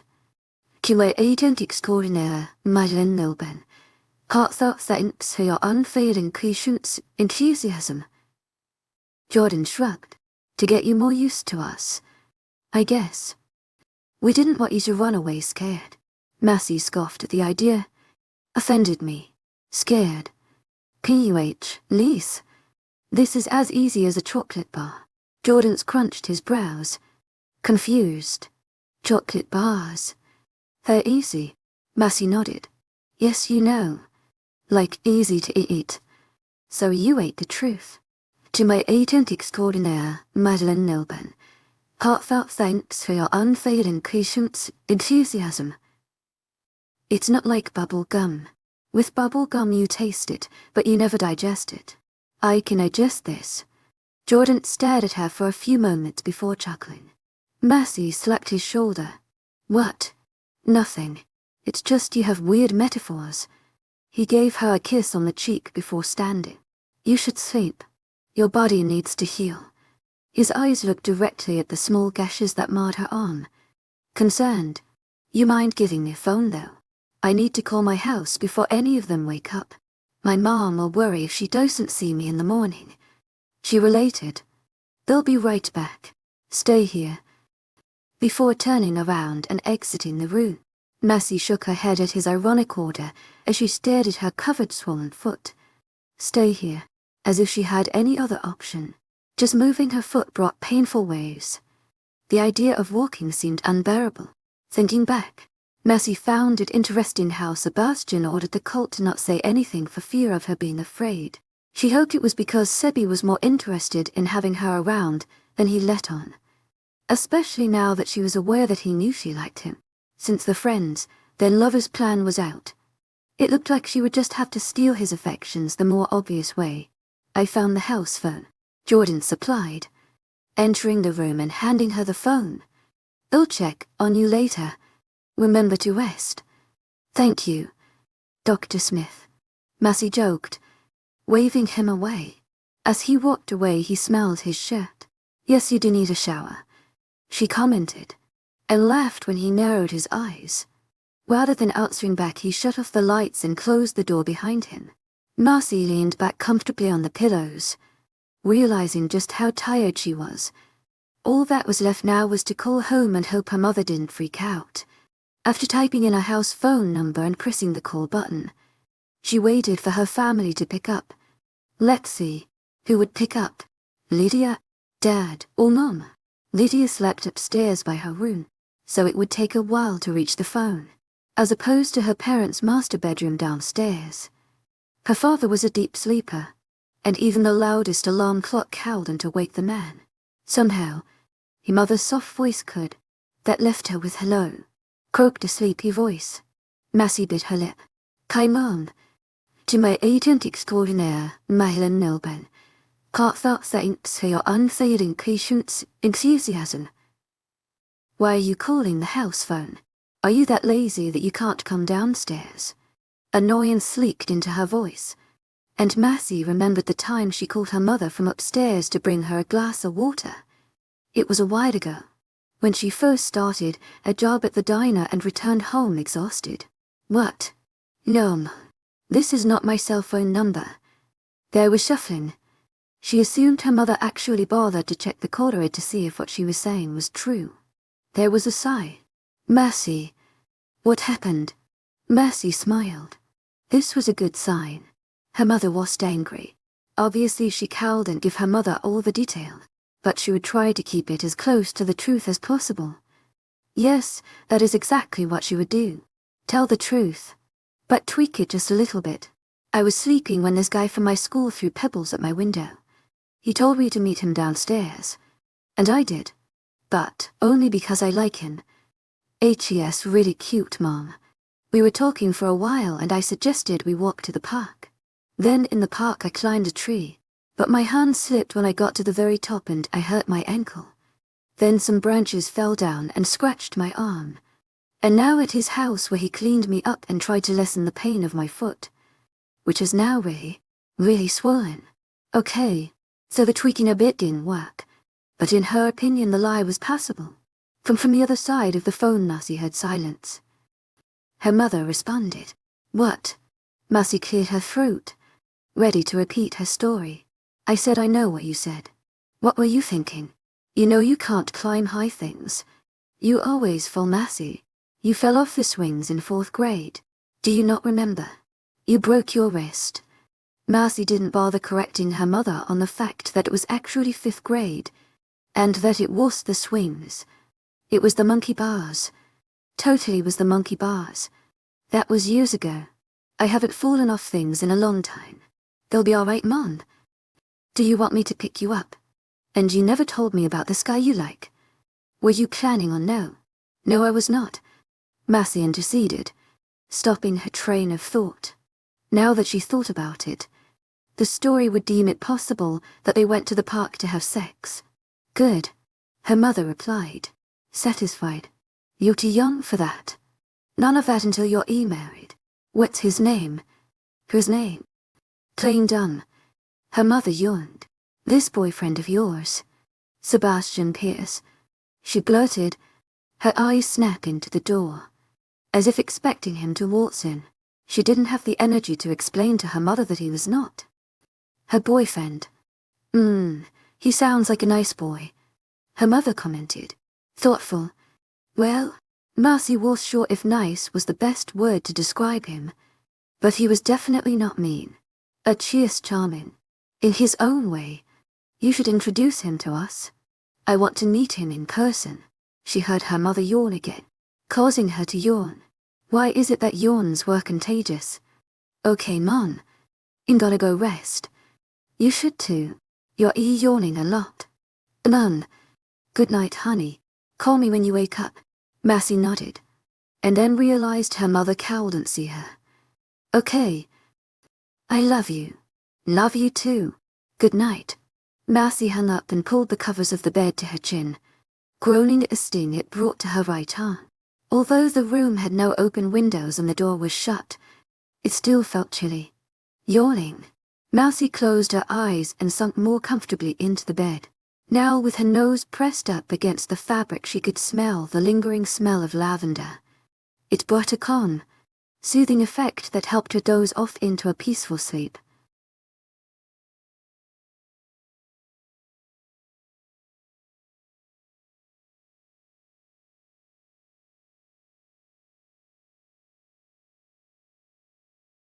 I recently discovered a shocking secret hidden behind my ordinary school life. My friends are actually werewolves. 20 Marcy. Wake up. Marcy blinked several times until a picture of Kristen appeared above her. She yawned and stretched her arms. Hey, she croaked, squinting her eyes from the room's brightness. The window's curtains did not do much to dampen the sun's rays. Mandy made a salve of mixed herbs to reduce the swelling of your foot. The job is rather messy, and it applies much better if you're sitting up. Marcy slowly sat up, giving Kristen better access to her swollen foot. She winced at the sight of her grotesque foot. If anything, it looked worse than it did yesterday. Even her cute toenails couldn't save her now. As Kristen applied the salve, Marcy looked to her right at the clock. The red numbers showed it was 9 in the morning, a few hours since school started. Looks like he'll be missing school today. Marcy yawned. Glancing at Kristen, she remembered what Emma told her when she first started school. Kristen dropped out. You don't go to school anymore, right? She questioned, curious for an explanation. She hoped she wouldn't be touching a sore subject. Kristen nodded, seemingly not bothered by 𝐊𝐲𝐶𝐻. I dropped out last year. I didn't feel it was necessary to continue attending when I was going to leave for college. Marcy blinked. Wow, I never thought of not going to college. To my agent extraordinaire, Madeleine Nilban. Heartfelt thanks for your unfading patience, enthusiasm. You are a werewolf. The very word felt awkward leaving her lips. The idea of the entire cult being werewolves was something she accepted, yet it still didn't fail to have her slightly dumbfounded. Kristen looked up and smiled. To be honest, I wouldn't have it any other way. I love being at the diner and managing the aspects of it. I'm also hoping that soon James will be marking me. She blushed at her last disclosure. Marcy giggled. A WWW. I knew you and James had a romance going on. What are you guys? Soulmates? Is that what they call it? This time Kristen giggled. That's fiction, Marcy. There are no such thing as soulmates. To my agent extraordinaire, Madeleine Nilban. Heartfelt thanks for your unfailing patience, enthusiasm. I do feel James is the only one I could picture myself with. My wolf has found the most attraction towards him. Her eyes became glassy with affection, causing Marcy to sigh at her own love life, or lack thereof. I'm sure the feelings are mutual. Marcy smirked as she recalled a memory. To my agent extraordinaire, Madeleine Nilban. Heartfelt thanks for your unfailing patience, enthusiasm. One day I caught James in the library reading books about mates, and I think that if a guy goes to books for advice on his love life, then his head with thoughts about his significant other. You. Kristen's smile widened. To my agent extraordinaire, Madeleine Nilban. Heartfelt thanks for your unfailing patience, enthusiasm. He was reading a book. Marcy gave her a wink. It's crazy when I think about it. At one point having him seemed almost impossible. Before he ever noticed me back when I attended high school, he harbored a massive crush for Keisha. She flirted with him every now and then, but even he knew her focus was mainly on Sebastian. Marcy's eyebrows lifted. She had assumed James and Kristen's relationship had been a consummation of years. Wait, then how does this mate thing go? Don't you just know you're made for each other? Like destiny. Would colored eyes looked at her. Amused. Werewolves mate similarly to humans. You find someone who you feel you could be the rest of your life with, and then you mark them. Kind of like a wedding. Only with werewolves there is no such thing as an annulment. The moment a male marks his mate, an impenetrable bond is created until death. Marcy nodded, absorbing everything Kristen told her. What if you fall for a human? Kristen shook her head. Mating with a human never happens. As werewolves, our nature is guided towards reproducing. Humans are unable to reproduce our kind. Only a werewolf pairing. That's why a half werewolf does not exist. Marcy felt a large sense of disappointment engulf her, and she knew it had a lot to do with her crush on Sebastian. Now it made complete sense why he didn't like her. She was not a werewolf. Can you turn someone into a werewolf? She pushed. knowing her thoughts would be obvious with this inquiry. Catching the gist of things, Kristen looked up from her task and gave Mercy a small smile. Sadly, it's impossible to turn a human into a werewolf. Our wolf side. It's not something you create, but rather born with. Kristen wiped her hands clean with the towel she had balanced on her neck and allowed 𝐿𝐴𝐸 foot to rest comfortably on a pillow. That should do it, she pipped, referring to her injured foot. In a couple of hours you'll be washing the old paste off and reapplying a new set. Your foot should be significantly better by then. Okay, that was very nice of you, Kristen, Mercy thanked, returning to her previously laid position. As much as she tried to smile, a frown still marred her face. Usually she would mask her feelings with indifference, but in Kristen's company she didn't feel the need to do so. Noting her thwarted mood, Kristen took a hold of her hand and gave a gentle squeeze. Don't worry too much, Mercy. You are not a werewolf, but I can assure you that you're special. I'd still prefer if I were a werewolf, Mercy grumbled, oblivious to the depth of Kristen's words. You should rest, Kristen advised. She assessed Mercy from afar, noting the unhealthy paleness that had overtook over her usually caramel complexion. Last night took a large toll on your body and you still look very tired. Mercy nodded and positioned her head comfortably on the pillow. She really was tired. The mere conversation she had with Kristen seemed to have drained her energy reserve for the morning, and even blinking was a chore.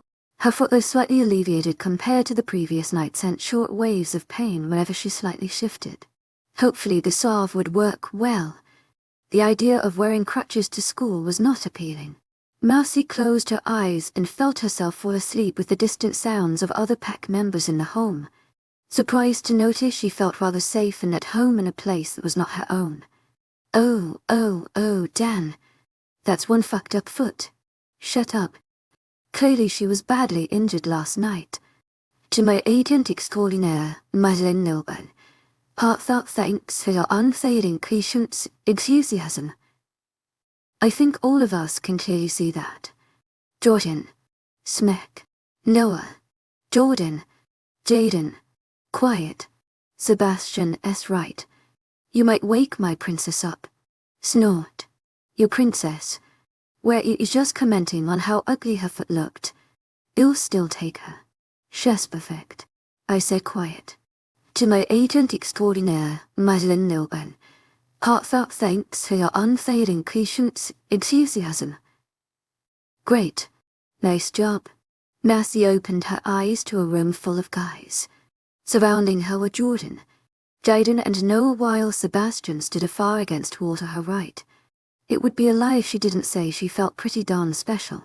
She had 4 single handsome men surrounding her that were all gazing at her with a look of concern, interested in her well-being. Getting severely injured was too bad when you received this quality of attention. Glancing at the clock, Mercy noticed school ended not too long ago. Explaining their presence. Hey guys, she croaked, her voice hoarse from having recently wakened. She sat up straight and winced when her foot sent waves of protest up her spine. From what she could tell, however, they weren't as intense and brutal as they had been prior to Kristen apply the salve. This showed improvement, and a glance at her sore foot confirmed her thought when she saw its size had been decreased by a half. Hey babe, Noah greeted, giving her one of his award-winning smiles. If you had stayed asleep any longer I would have had to kiss you. You know, like that princess we were talking about before. Mercy threw her head back in laughter. Noah chuckled as well, but his humor was cut short with a slap from an annoyed Jordan, whose brown eyes soon turned to gaze at her with concern. How are you feeling? Unlike his twin brother, Jordan's hair was in an unruly fashion. Noticing a leaf stuck in his tresses, Mercy flicked it out and wondered if he had been in his wolf form prior to visiting her. She nodded. Much better actually. That thing Kristen put on my foot toned down the swelling. It's not nearly as unbearable as it was before. To Mercy's embarrassment, her stomach chose that moment to growl. Now that she thought about it, last time she ate was yesterday night at dinner, and it was already lunchtime. Jaden gave her an amused grin. You're hungry. I would have made you something to eat. But Hayley insisted on being the one to make you lunch. Marcy smiled as she thought of James' younger sister, her wide brown eyes coming to mind. 𝐶𝐬 𝐑𝐞𝐝. Marcy nudged Noah, giving him a knowing glace. And you thought she would be the death of me? Noah shrugged and gave her an easy smile. First impressions can be deceiving. Give Hayley a few more days and I'm sure she'll start rebelling. Marcy felt her arm being lifted. She curiously gazed at Jaden, but his sight was fixated on the claw marks that marred her arm. They were deep and harsh. Her skin had not yet developed a scab, so raw pink flesh was still visible. How do you plan on explaining this to your parents? The purple-eyed female pursed her lips. Yesterday I told my mom some story. I managed to convince her it wasn't serious, so as of now she's not too worried. Jaden took her other arm and examined it as well. Taking notice of this, Marcy leaned back and smirked. Well, for once your eyes are geared towards a direction that's not my what, she commented, earning for a pair of eyes to snap directly at her. But she was mainly focusing on Jaden. Beside her, Noah snorted, as was expected of his rambunctious self. Jaden's eyes lit up with mirth, amused at her commentary. Yes, very true, sir, she pushed, expecting an explanation. If they honestly thought the prior excuse they gave her at the diner, which consisted of scientific curiosity, the original. Noah threw his hands up with an expression that clearly stated him not getting into this, while Jordan scratched the back of his neck and stared at the design that they were the most intriguing artwork Gitchy has seen all day. Jaden's eyes filled with something akin to annoyance as he realized he was on his own on this one. The lazy twin turned to Sebastian, who up until now hadn't said a word, but it seemed that just by looking at him he received the response he was looking for. Permission. You have mature. Closing his eyes, he leaned against the wall in his favorite position and remained so as if it answered her questions. I don't even know what that is. Care to elaborate? Marcy poked Jaden's stomach, unsatisfied with his visual explanation. 𝐿𝐤𝐧𝐼𝐻 𝐊𝐢𝐺𝐻𝐃. Heartfelt thanks for your unfailing patience, enthusiasm. She had never once heard of that word in her life. 𝐿𝐤𝐧𝐼𝐻 𝐊𝐢𝐺𝐻𝐃. Heartfelt thanks for your unfailing patience, enthusiasm. Since you're not 18 yet, you technically have premature, Jordan added, noting that his brother would provide no further explanation as he felt he already fulfilled his part. Once you reach 18 you'll have it fully. Marcy's eyebrows drew together in confusion. She still had no idea of what they were talking about. So what does me having mature mean? That he'll be a werewolf? 𝐿𝐤𝐧𝐼𝐻 𝐊𝐢𝐺𝐻. Heartfelt thanks for your unfailing patience, enthusiasm. 𝐿𝐤𝐧𝐼𝐻 𝐊𝐢𝐺𝐻. Heartfelt thanks for your unfailing patience, enthusiasm. Noah laughed, amused by the width of Marcy's imagination. No, babe. It means we want to have your babies. Smack. OWW, man.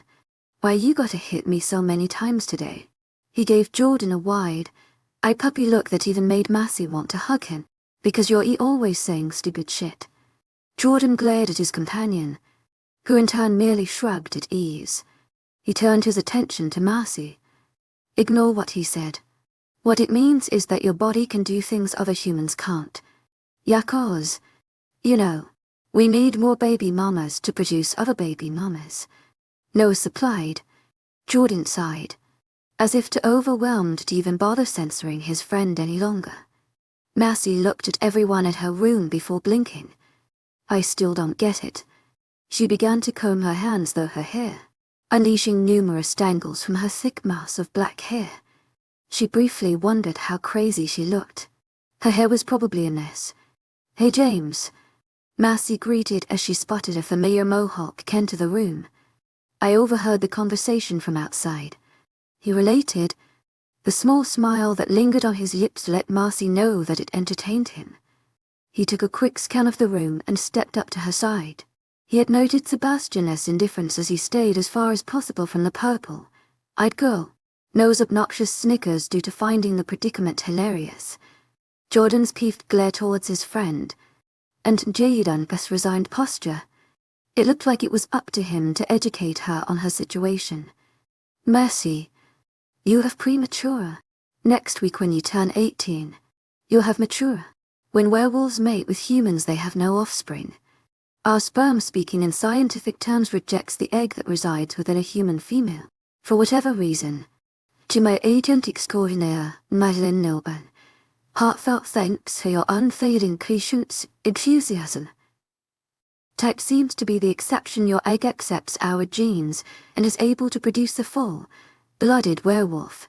What Noah meant with his baby mama philosophy is that unlike she-wolves, you have a 50 chance of producing a female baby. Regular she-wolves have a 30 chance, as you could have probably noticed by the sheer amount of men in our pack. Females are not as easy to come by, and are sorely needed for the future of any pack. Mercy's mouth dropped. Well, when one puts it like that, it made a lot more sense. So that's why the cult was so interested in her. She was an enhanced baby machine. In a sense, she should have felt insulted that they were more enthralled by her special parts than herself as a person, but she didn't find any anger to latch onto. She always said she was special just for the sake of saying she was, big confidence and perhaps arrogance that added up to making her who she was. Now, she was actually special. Different. How can you tell someone has mature? She froze. Oh my gosh. Does my Venus has a distinctive smell? She cried. An expression of worry etched on her face. Noah bawled in laughter again, unable to contain himself. This time, Mercy did Jordan the favor and smacked him herself. He afterwards caught her hand and planted a kiss. Don't worry, babe. You don't have a distinctive smell. It's more of an essence. I can't explain it. My wolf can just tell when a girl has mature. Wolves are naturally attracted to unmarked women such as yourself. Mercy sighed in relief and released the tension that had built up in her shoulders. At least she didn't have to worry about something as awkward as that. She smiled at no mentioning a wolf's natural attraction toward her kind. That meant that as much as Sebastian loved to fake he was uninterested in her, some part of him was, which would explain why in his wolf form he was much warmer and open to her. Is there anyone else in this pack who's like me? Mercy questioned, thinking of the other girls she acquainted with on her first visit. Jaden opened a lazy eye and smirked. 𝐿𝐤𝐻𝐿𝐬. Heartfelt thanks for your unfailing patience, enthusiasm. Nurse's eyes sparkled. Her interest spiked. Who for the first time in the entire engagement Sebastian spoke. My mother, 21. Mercy's face broke into a wide smile when Haley entered the room. She bared a large tray stacked with food and walked purposefully in her direction. Jaden had notified her earlier of Haley's decision to make her food, but seeing her now she found the image absolutely adorable and wanted to shower her with kisses. I made you something to eat, Haley declared. The food looked delicious, and as the tray was carefully placed above her lap, the aroma that wafted up her nostrils agreed with the yummy view. Mercy took a bite out of the lasagna. It's delicious, Hale, she complimented, sitting up straighter so that the food went easier down her throat. Haley clasped her hands together, satisfied. I would stay with you, but Jaden needs to me in the kitchen to finish cooking for the others. Mercy shook her head. Don't worry, hun. Just by bringing this you've done enough. She gave Haley an affectionate kiss on the cheek before waving her off to her duties. The little girl smiled before skipping her way out the room. As she began to eat her food, Mercy pondered on the excuse she would tell her mom this time as to why she was sleeping over the cult's house again. At least her mom was blasting her oath at right. She did leave her phone at home. Either way, she doubted her mother was getting to worried she knew as good as anyone else that Mercy could take care of herself, as long as it had nothing to do with psychotic supernatural beings, that is. Chorus wolves. She found it ironic how the events in her life mildly correlated with that of Jeanette from the diary. 𝐾𝐥𝐻, and to think there's in the fiction aisle. Now that she thought about it, what more of the fiction pile was truly fiction? If there were werewolves, Did that mean vampire? And all the other storybook creatures she had grown to know about were actually real. Did her enhanced Venus extend to those creatures too? Mercy giggled, which made her almost choke on her food. She took a sip of the water Haley had provided to clear her throat. Yeah. She was definitely going to spend more time in the library as of now reading those archives. If she was going to be in a relationship with a werewolf, she might as well be more knowledgeable about them rather than depending on the various myths and tales that were created courtesy of dear L. Hollywood. A nervous tingle went down Nurse as she thought about Sebastian. She was just like his mother. It made her feel as if she were a step ahead of all other competition. If there had been any doubt to begin with, of course, it would explain why she was a towering giant like the rest of them, as well as her easy acceptance of Mercy. Now that she thought about it, did that mean she would stay young and pretty for a long time like Mia? There is no way some can be near in her 40s, be the mother of 2, and look like that. Mercy put her utensils down and places the tray on the dresser beside her, already finished with the meal. Lifting up her shirt, she patted her full stomach with satisfaction. She could totally get used to eating the food they made here. Mercy lifted her head when she heard the door open, and smiled curiously at the entering figure. How did you find my hiding place? Her smile quickly turned to a wince when she saw the expression of her visitor's face. What of irritation, worry, and panic? She was totally going to be in for it. I feel fine, she said quickly, before the rain gave way to a storm. Lydia glowered at her, unamused. 𝐿𝐻𝐸𝐬𝐷𝐞𝐝𝐬 𝐂𝐿𝐻𝐸𝐬𝐷𝐞𝐝𝐬𝐻𝐸𝐿𝐻𝐸𝐸𝐻𝐸𝐸𝐻𝐸𝐸𝐻𝐸𝐸𝐻𝑑o you know how worried I've been? You were not in your room this morning. Then you did not appear in school. Then afterward, I walk home to then find out by this one. She pointed, referring to Micah, who then chose this moment to poke his head through the doorway and smile sheepishly. But you are in his home.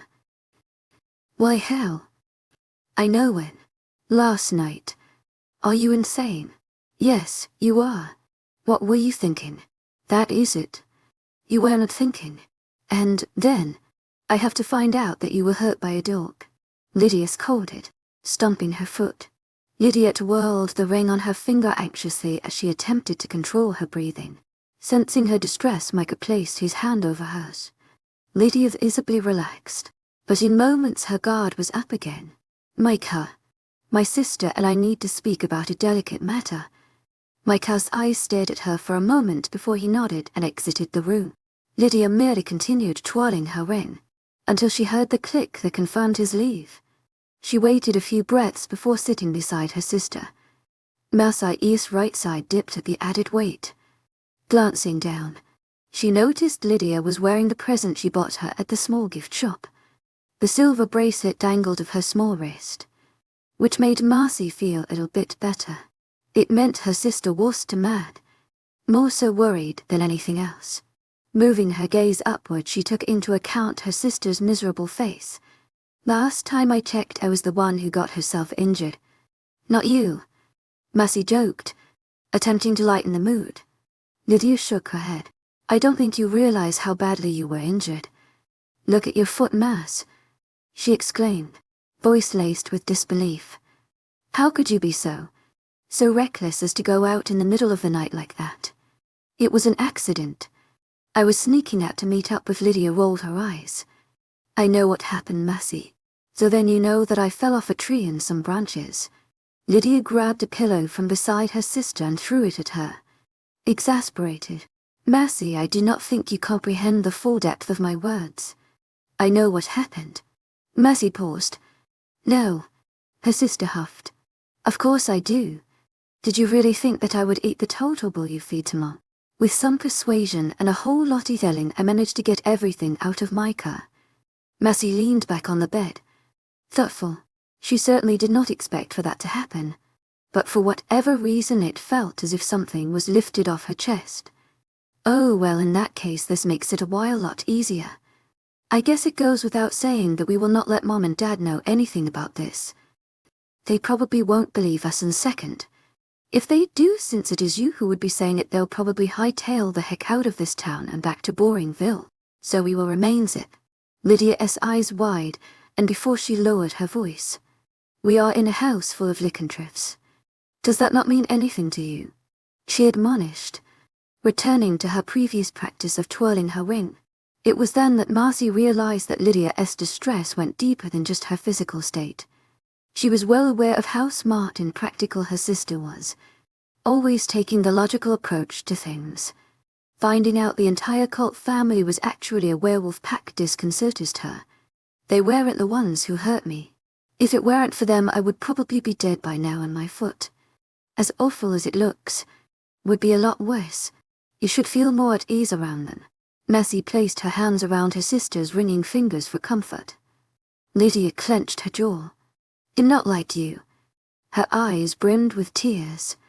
I can't just find out this sort of stuff and be okay about it. You do know why they even talk to us, right? How do you know if they would have still saved you if you didn't have a different reproductive system? Mercy blanched, for once not having an immediate response. She had never thought of it in those terms. When Lydia put it that way, it certainly sounded more selfish than an act of kindness. But it was Sebastian who had saved her, and he certainly did not make any moves on her that would make her think he planned on taking her on romantically. He did it because he didn't want to see her hurt. The rest of the cult had been nothing short of courteous and kind when it came to her injuries, and she considered them her friends. Lydia, don't say that, Mercy whispered. Tears fell down her sister's tan cheeks. I have it too, that dreaded thing. It's no wonder Micah pays so much attention to me. For a while I almost thought he actually liked me. But it's this thing years after. Clearly affected by the turn of events, Mercy moved more to the left of her bed, giving space for her sister to further move in. After patting the open space, Lydia lay down beside her, allowing Marcy to put an arm around her shoulders. Micah really does like you. Let him find some other girl with a reproductive system that can pop out lycanthrope babies. I will not be used, she stated. I'm not saying matura has nothing to do with it, but it's not the only reason HES after you. Think of it as a physical trait, which now that I think about it. Marcy reasoned, trying to console her wounded sister. She knew her sister instinct was right on the dot this time. Her sister had totally fallen for Micah, despite her not being completely aware of it now. Some people like those with blue eyes, and others are attracted with people with brown eyes. I happen to like both, and a guy with an amazing body. If Sebastian didn't have the body he has now, I doubt he'd even bat an eye in his direction. We all seek physical attraction. Ours just happens to be different. Mercy felt her sister trace her fingers around the indents of her arms. For a brief moment she remembered the beast clawing her weakened form. Lydia sighed. I don't know. Trust me, if this enhanced Venus was all I needed to get Sebastian, I would have had him by now. But do you see us all couple, like no? Lydia laughed at her outburst, her trodden mood slightly uplifted. Is that what you call it? I guess you're right. Well, see. Mercy read through his sister's words. She needed time to adjust to these new truths and think them through. Darling, don't you know? I'm always right. They both giggled and allowed themselves to enjoy each other's familiar company. Mercy shifted in her queen-size bed, only to sigh and move again. After Lydia left her room to go share with Haley, Christian entered and applied a new layer of poultice on her foot, decreasing another inch of her swollen flesh. Now, she could lift it up and down with feeling too much pain. Her uneasiness probably had a lot to do with the conversation she had with Lydia prior. Despite being responsible for getting sister out of her mood, now she was struck with an unpleasant perspective. Did the cult really ever talk to her just because she had mature? She knew her relationship with them went deeper than that, but for whatever reason the thought still pierced her heart. It really would be a depressing thought if they had ever only feasted their attentions to her because of her Venus. She groaned. Since when did she become so sensitive? Angry. She pushed those thoughts away. The covers around her were soft and light enough that she didn't feel ensnared by them. She pulled them tight against her for a feeling of security. She almost jumped at hearing her door being opened. but instead closed her eyes to pretend to be asleep. It was probably Jordan or Noah coming to check up on her, but she knew that if she kept up her facade they would leave her to rest. Marcy yelped when she felt a wet tongue lick her cheeks. When she opened her eyes, her heartbeat slowed to her normal rate when she realized it was Cinnamon. Wolf chased Wendy to Marcy, cowed and helped but smile at the creature beside her. It felt weird seeing him indoors, having been so accustomed to meeting him outside at the edge of the playground. In the closed room, Cinnamon seemed much larger, but no more intimidating. She kissed his nose and caressed his head. A voice at the back of her mind gently reminded her that he was no longer a random wolf she became friends with in the dark hours of the night, but Sebastian Pierce, her school crush. Seeing him like this though, it was easy to forget. I am feeling much better, and my foot is not ugly like the first time you saw it, she updated, lifting the covers to show. Because the lights weren't on.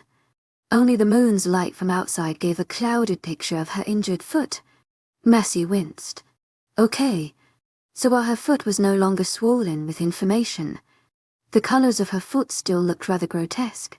To my agent extraordinaire, Madeleine Noble, heartfelt thanks for your unfailing patience, enthusiasm. Never mind. Cinnamon yawned dismissively, as if the appearance of the foot was of no importance to him. Marcy narrowed her eyes. You do realize I will have to go to school tomorrow, and if people see my foot like this I will be knocked down at least a point. The wolf moved his head sideways, confused. Marcy sighed. On a physical scale of 110 I am obviously a 10, but now since my foot looks like this, I can be bumped down to an 8. Marcy leaned back against her pillow, pensive. Unless I make up a cool story as to why I have it, then maybe I can give that brave cool girl vibe. Cinnamon landed her with an "Are you serious" expression. Marcy shrugged and returned his look with a duh. She sat up on the bed and stretched, lifting her arms above her head and giving a satisfied sigh when she worked the kinks out. She really was not used to being bedridden for so long. While the idea of returning to school with an injury sounded annoying, she was looking forward to getting out this bed and moving along. Marcy went to untangle the mass of hair on her head, but found it tedious when she realized how knotted it truly was. She decided she would get the brush that was currently residing in the bathroom. Marcy placed her feet at the edge of the bed, wincing slightly when her heel landed on the floor a little too harshly. Compared to the first night here, the pain was significantly lower, but still painful nonetheless. It would have to remain on, weight-bearing for the next 3 days at the rate it was healing. Mandy's poultices were truly a miracle worker. Standing up, a wave of dizziness hit her, making her almost fall over to the ground. Thankfully, Cinnamon was watchful and she was able to grab onto him to remain steady. He barked at her in disapproval. Marcy groaned. "Why are you mad at me for? All I wanted was to get my detangle brush from the bathroom," she defended. He growled and gave enough force to make her topple backwards, right back into her bed. He then trotted to the bathroom and returned quickly with her purple brush. Marcy smiled, retrieving the detangler from his mouth. "Well, aren't you just a doll?" She kissed his forehead and then proceeded to comb out the nest on her head. When she finished, she gazed at Cinnamon, who was laying down on the floor appearing to be at rest. He seemed so far away. Usually when they meet at the park he was always right beside her. "Cinnamon," she called. He lifted his head, as if to say what. "Come here." She patted the area beside her on the bed.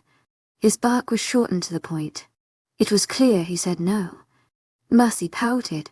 "Pretty please, my cinnamon bun. My sweet cinnamon toast crunch." He got up from the floor and neared her bed, but made no move to join her. "I'll brush your hair and pet you," she bribed. "One over." Cinnamon went to the empty side of the bed and climbed on, being mindful of not accidentally hitting her foot. Marcy giggled with glee at her victory. She loved when she got exactly what she wanted. Keeping true to her promise, she proceeded to brush out his hair with her detangler, feeling safe and happy to be so near the one who saved her, especially knowing who he truly was. "I thought I told you before to put on some conditioner after you shampoo Cinnamon." He ignored her, but if his expression was anything to go by, he was in blissful heaven. Knowing him, He probably didn't get pampered like this on a daily basis, if at all. It was satisfying to see him be so at peace because of her. After brushing him as far as she could reach, and running her hands through him for a bit, Mercy finally rested her head on the pillow behind her. Cinnamon snuggled his head on her chest and she hugged his head against her. He felt so deliciously warm. Eventually, they both fell asleep and joined dreamland together. Mercy woke to the first few rays of sunlight hitting across her face. Outside, she could hear the birds chirping and flapping around near a tree by the window. The first thing she noticed was that Cinnamon was no longer here. She sat up and rubbed the sleepiness from her eyes. She was not surprised he left before morning came, although she did daydream how nice it would be if she woke up to Sebastian in human form. The second thing she noticed was that beside her bed there were 2 pairs of crutches that had not been there before. Since today she would be returning to school, they would be extremely helpful.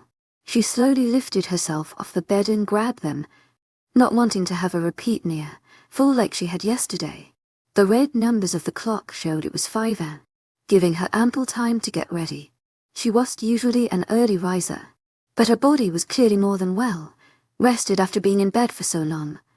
She was actually hoping one of the guys could drop her off at her house before going to school. That way she could change into clothes that actually fit her. The previous day Kristen had offered her some of her clothes to wear for school today.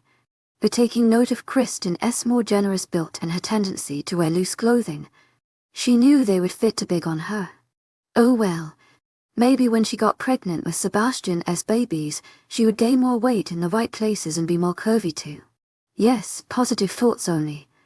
Upon entering the bathroom, Mercy was able to situate herself on the bath chair Kristen brought in yesterday. It was a convenient apparatus made of durable plastic that allowed her to shower without having to stand up. She didn't know why they had such a thing, but she figured with all the hard training these wolves did, it was possible they could sustain injuries leading to the need to make use of this. After finishing her morning routine, she ended up sitting on the bed wearing another set of Kristen's clothes.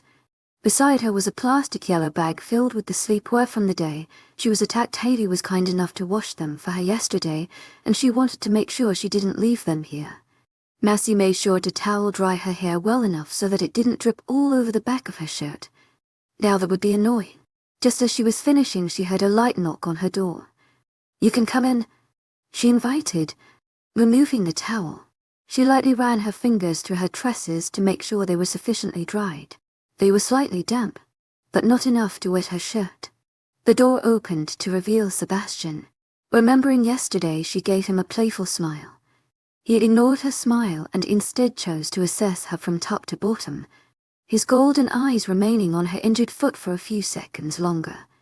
Her feet were currently covered by a pair of black socks that were folded beneath her loose jeans. The swelling had decreased even more than it had yesterday, and she estimated that by tomorrow all the swelling would be completely gone. All that would then be left is the ugly coloring until it finished healing. "I see you made good use of the crutches I left you," he analyzed, taking note of the crutches beside her. "I didn't expect you to wake up so early. We still have 2 hours before school starts." Mercy shrugged. "I was tired of being in bed and actually, I was hoping you could drop me off at home.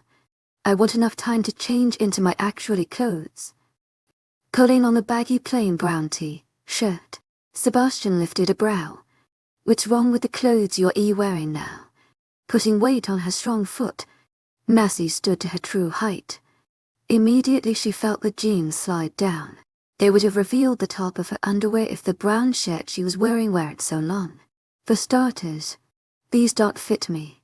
She pivoted on her strong foot and fixed her eyes on the mirror to the right, looking at her rear view. "Ugh, look at that. My butt looks so small. This isn't right," she cried, offended at the view. The jeans she had at home were much more complimentary to her form and made her butt look much peckier than it really was. Man, she really had to go back to doing squats every night. This just would not do. Sebastian rolled his eyes and looked at the ceiling, exasperated. "Come get some breakfast and I'll drop you off," he conceded. Mercy clapped her hands, content with his agreement. Perfect. Grabbing onto her crutches and the light plastic bag, she followed him to the kitchen. Behind him, she couldn't help but admire his physique. Even though he sported a loose shirt, it was still evident he had muscles beneath them. When he walked, he eluded authority and strength. His back was straight, and his step strong and assured. What lovely man to look at. As if sensing her gaze, he turned to look at her. Is anything wrong? He questioned, sounding slightly annoyed. His deep voice reverberated through the quiet hall.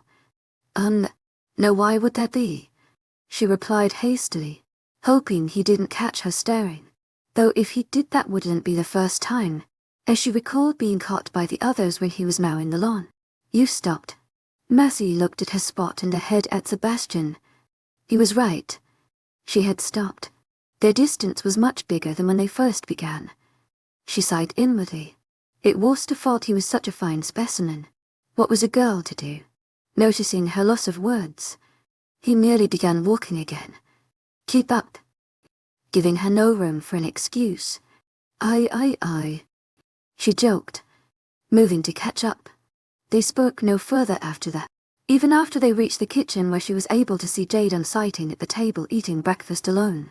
Noticing her entrance, he gave her a nod and pointed to an empty plate. Serve yourself as much as you'd like.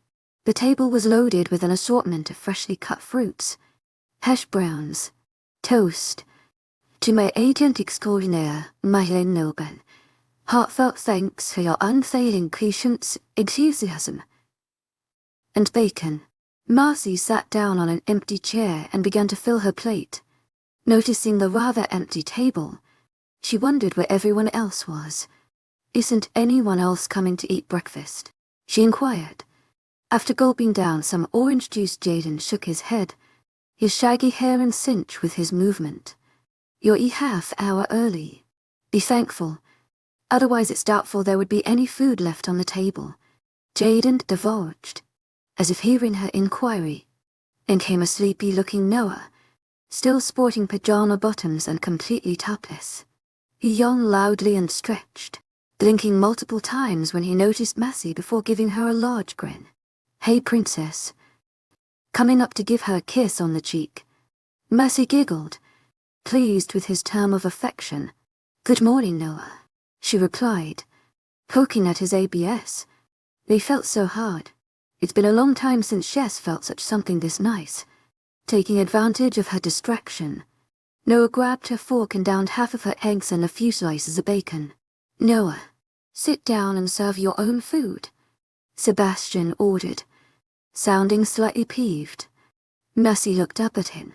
You're not eating, she pointed out. Since the moment they entered the kitchen, he remained standing and had not down. I already ate. It would be helpful if you hurried up and finished. Phew. What had him in a tizzy? Deciding to ignore his comment, Mercy merely returned her attention to the rest of her food. Despite Noah managing to eat much of it in a bite, she found herself not really minding. Haley had taken great care to make sure she was well fed during her stay here, so she wasn't feeling very hungry. After downing the rest in a few quick bites, she stood to carry the plate to the sink. This proved difficult as she had to use crutches. Taking note of her struggle, Sebastian silently took a plate with utensils and placed them in the sink himself. Mercy mumbled a quick thanks. I'll be back, he announced to the two, taking a pair of car keys from his back pocket. Noah wiggled his eyebrows suggestively. Where are you guys going? And he questioned. Sebastian gave him a glare. In dropping her off home. That's it. His voice was hard as he answered. Noah merely chuckled. I was just asking. I can drop her off myself, he offered casually, dumping a large portion of hash browns on his plate. Jaden smacked his hand where he moved to take more. I'll see you when I get back, he said with finality. It was clear by his tone that he wanted no more words to proceed from Noah's mouth. See you later, princess, Noah garbled, stuffing his mouth. Bye, guys. Mercy went to reach for the plastic bag with her clothes, but Sebastian beat her to it. Noah gave her a wink, and Jaden mumbled a quiet farewell. She had to stop herself from giggling at Noah's antics. She could tell he purposely did things to embarrass people or put them in uncomfortable situations. When they reached the front door, Massey waited patiently for Sebastian to bring the car up. Enthusiasm. In the meantime, she looped us through the jeans and brought them up higher. All the hopping she did with the crutches did not make wearing these jeans any easier. She could not wait to get home and put on more flattering clothes. When Sebastian pulled up, he wasted no time in getting out of the car and opening the door for her. So far this entire morning, 𝐿𝐻'd been nothing short of a gentleman to her. Despite how reserved he was, it pleased her to have him minister to her like this. After getting comfortable in the passenger seat and managing to fit the crutches, he closed the door and walked to the driver's side. As they drove away from the large estate, Massey looked curiously at the surrounding forest. Now in broad daylight, it was hard to think that she had been attacked in there. Archie going to turn on the radio. Noticing the silence, "I don't listen to music in the car," he stated plainly, his eyes remaining on the road. Massey scrunched her brows. She didn't know of anyone who didn't listen to music when driving. Even her boring younger sister would indulge in some slow music when driving. Coming to a quick conclusion, she turned on the radio and began exploring. "Let's see. What kind of stuff are you into? Do you like pop music?" Turning to station that featured all the hottest hits. If Sebastian's immediate grimace was anything to go by, that was not his style. 𝐿𝐻'd heartfelt thanks for your unfailing patience, enthusiasm. Not that. Maybe hard rock. You seem like a silent badass, she mused, flipping the station. At this, he gave her an unamused look. Alternative. As her fingers scrolled, she paused at a country music station. Perhaps you have a hidden taste in no, he deadpanned, interrupting her. Massey laughed at his obvious disapproval. The next station was an instrumental one that played jazz. She glanced at Sebastian, expecting him to reject this one as the others. What about this classical one? For a moment, he was quiet. This is not unpleasant, he finally admitted, realizing this was probably as good as she was going to get. She left it on that station. The rest of the drive there was uncomfortable silence. It seemed Sebastian had no intention in initiating conversation with her, and for now she would be okay with that. Massey found herself admiring his side profile. Though they were only seniors in high school, he looked every bit a mature man. She noticed the hair on his head looked smoother than his hair as a wolf. Would he allow her to touch it, even as he allowed her to touch him when he was in wolf form? Her fingers reached out in an attempt to satisfy her curiosity, but before they could reach his mane, Sebastian stopped her. His own fingers locked at her wrist to stop her from proceeding further. "Don't," he said sternly, letting her wrist go after a few tense seconds. She bit her lip. Clearly, he was not as accepting of her touches in human form. She didn't quite understand why. She mentally berated her hand for being so impulsive. Bad hand. Don't do it again. When they arrived at her house, she realized she never gave him instructions on how to get there. As before, Sebastian opened her passenger door to facilitate her exit and carried her plastic bag. She really didn't need his help in carrying that bag, but since he was so kind in offering, she would allow herself to be spoiled in this. After ringing the doorbell of her house twice, the door was opened to reveal her mother. "Sweetie, how are you? Hi." Immediately taking notice of Sebastian's imposing figure behind her. "This is Sebastian, Mom," she introduced. "She's just dropping me off early so I can get changed into better clothes." Recognition flashed before her eyes, and Massey then realized the error she committed in allowing him to walk her to her door.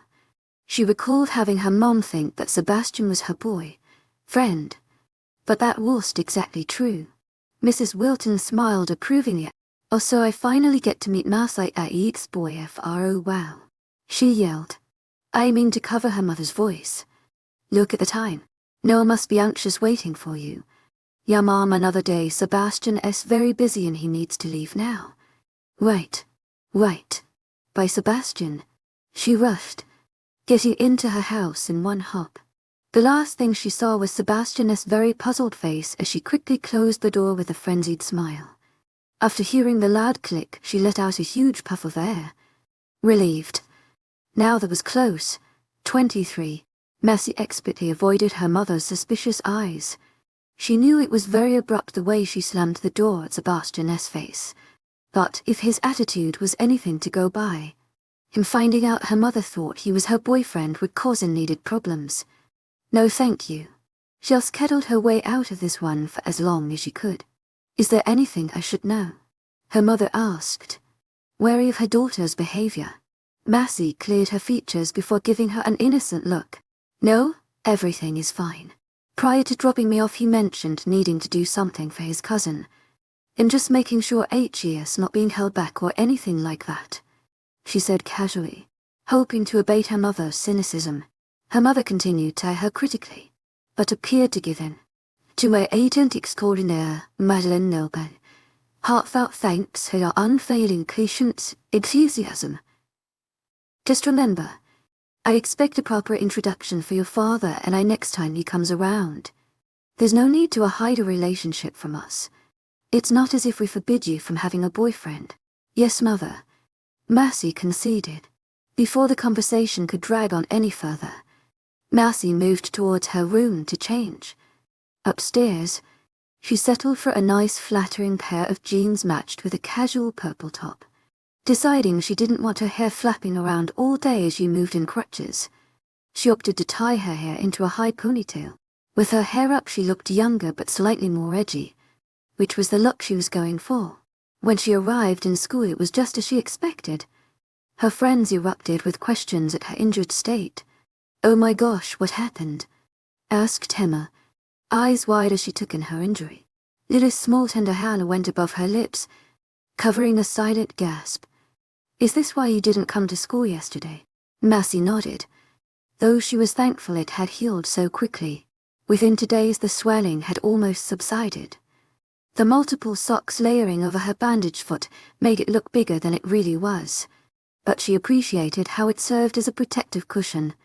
Though she hadn't thought up a cool story to tell her friends, there was a better idea in mind to describe her accident. I was climbing a tree and ended up falling. Thankfully, Sebastian was there to rescue me.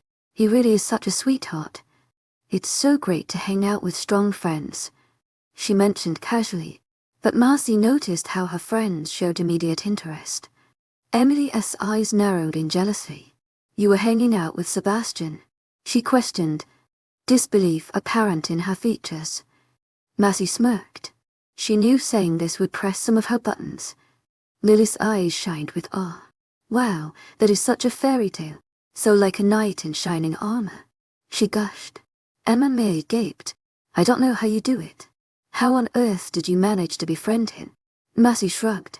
When things are meant to be, they happen. Destiny is pulling us together, she said confidently. And truly, she believed this to be the case. Not only was Sebastian physically appealing, but as she witnessed this morning, he was also a gentleman. Knowing he was cinnamon made her more drawn to him than before, especially since he was noticeably more affectionate in wolf form. She desired to continue getting to know him, as well as the rest of the pack. She couldn't imagine letting them go now with all they've done for her and all that she knew. Emily sneered. Don't get ahead of yourself. You're not even dating yet.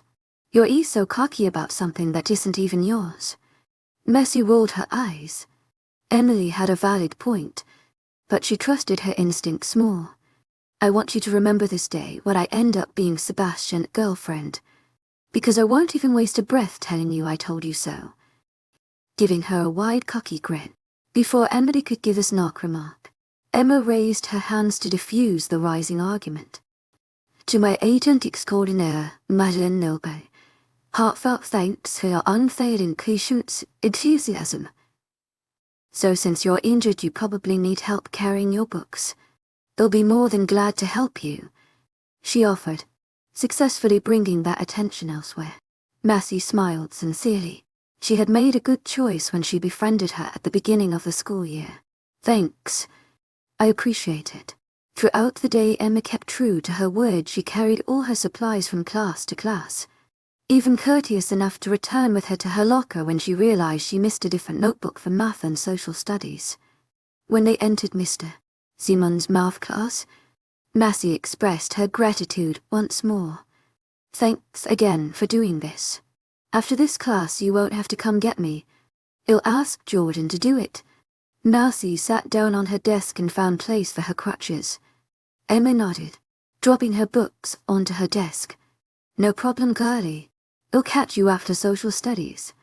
As she left, Massey noticed Jordan and Sebastian speaking in low tones just outside the doorway. Emma sneaked a look in their direction when she passed by them. Massey propped her hands under her chin, wondering what they were speaking about, as if feeling her gaze. Their eyes shifted to her. If she didn't know any better, she would have assumed they were talking about her. Massey blew them an affectionate kiss. Jordan was kind enough to return her gesture, but his golden eyes counterpart merely shook his head, disdainful of her kiss, since Sebastian was already aware of her feelings toward him. Massey figured there was no use in her trying to hide it or feign disinterest. She would have fun breaking through his tough layers. The duo finished their conversation after a few more seconds, and Jordan managed to be in his seat by the time the bell rang. Math class had officially begun. Professor Seaman was not in a mood to teach, for his request was that the students do practice questions from a text box as he sprawled lazily on a chair and graded what appeared to be test papers from another class period. The class happily took it in stride. This meant they could have conversation whistle they worked as long as the noise level was kept in check, of course. Massey crossed her legs in Jordan's direction. "What were you guys talking about in the hallway?" she finally asked, curiosity burning through her mind. Jordan smiled cheekily, a sharp canine peeking through. "Wouldn't you like to know, eh?" His eyes gleamed with hidden knowledge. Massey grabbed his arm and pulled him towards her. "Tell me," she pressured. "All I can say is that it has to do with your upcoming birthday. Sebastian will probably have a private talk with you about that." Jordan passed her fingers across his lips. The message was clear. He would not be indulging her with additional information aside from what he disclosed. Massey swooned. She felt as though she were in a huge happy bubble flying higher and higher into the sky. By next week she would be turning 18, meaning she would have matured. "I hope he asks me to have his babies." Wistful, Jordan roared with laughter, which he had to tactfully turn into a strong cough when Mr. Seaman gave him a pointed look.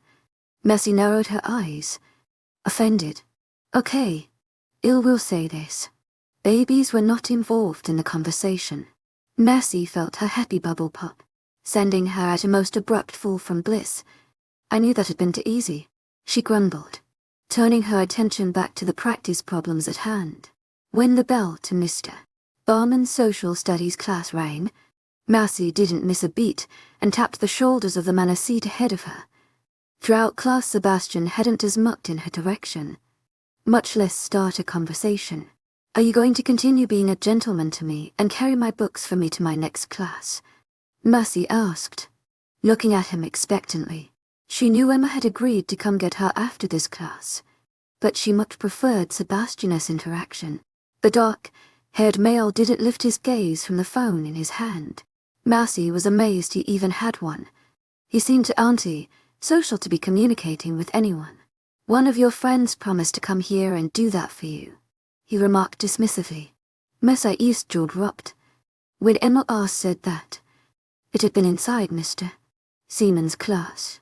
At the time, 𝐊𝐲𝐷 been preoccupied speaking with Jordan outside. "How did you hear that?" Sebastian remained silent, but she quickly realized his hearing was to be blamed.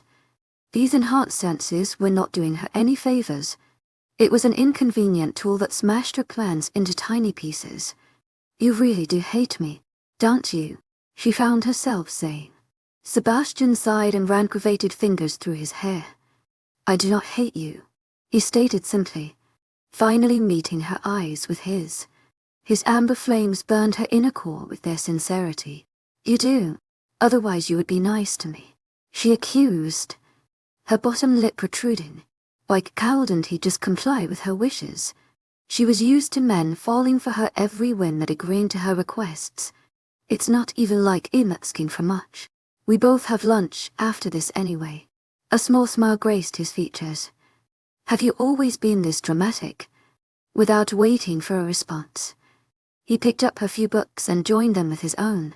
Marcy was startled at the sudden change of events, but felt a warmness sweep up her cheek at his commentary. As they walked together in the hallway, she noticed Sebastian was mindful of not moving too fast ahead of her. This was a nice change from the previous times when he purposely walked faster to lose her. He truly had been evading her presence before. She looked forward to seeing her friend's face when they saw her enter the cafeteria with Sebastian holding her things. Before they entered the lunchroom, Sebastian stopped on his tracks. My sister wishes for you to come visit after school. She plans to check your foot and apply another layer of salve. 𝐊𝐬𝐬, she responded, smiling. She was thankful of Kristina's thoughtfulness. She owed her rapid healing to her diligence in applying those treatments. The idea of going to their home again caused excitement to bubble in her chest. Sebastian nodded. James will drive you to our home after school. He will find you, he informed, before launching into the cafeteria. 𝐊𝐢𝐳𝐸𝐻𝐿 𝐊𝐢𝐳𝐸𝐾𝐈𝐴𝐻𝐿. The incessant chatter rang loudly against her ear, a stark contrast to the emptier hallway. The smell of cheap pizza assaulted her senses, letting her know the food today was not going to be appetizing. Already she missed Jaden and 𝐊𝐢𝐬𝐬's cooking. Sebastian remained silent as he reached her table and placed her books in front of her typical seat. She was impressed with his awareness of her seating. Her table's loud chatter lowered considerably as they stared, all struck that he would grace them with his presence. He waited for her to sit in her seat before leaving to his own table without as much as a goodbye. Already accustomed to his reserved persona, Marcy paid him no mind and instead focused her attention on the 3 pair of eyes that were burning with questions. Emma was the first to break the silence. I was wondering why you weren't in your class when I went to go get you. Casting her tray of unit and pizza to the side, I managed to convince Sebastian to help me. I'm surprised he even did it, she answered honestly. Lilith's eyes followed Sebastian's movements as he sat at his usual table with the colt. I won't be surprised if you end up sitting with them eventually. Time will tell. She didn't miss the look of jealousy that crossed Emily's eyes at comment, nor Emma's reluctant smile. Maybe having Sebastian drop her books off a good idea. She didn't want them to resent her for the extra attention they gave her. While Lydia was ever the sweet, supporting friend, Emma was probably slightly annoyed she got this much preference. Marcy didn't blame her. If the roles were switched, she would feel the same way. To avoid this, she would keep the rest of her cult interactions under wraps. They were a werewolf pack anyway, and she now needed to be more discreet. Accidentally exposing their secret could only cause unneeded troubles. Your foot is looking great. I don't think you'll be needing to apply any more salve after this.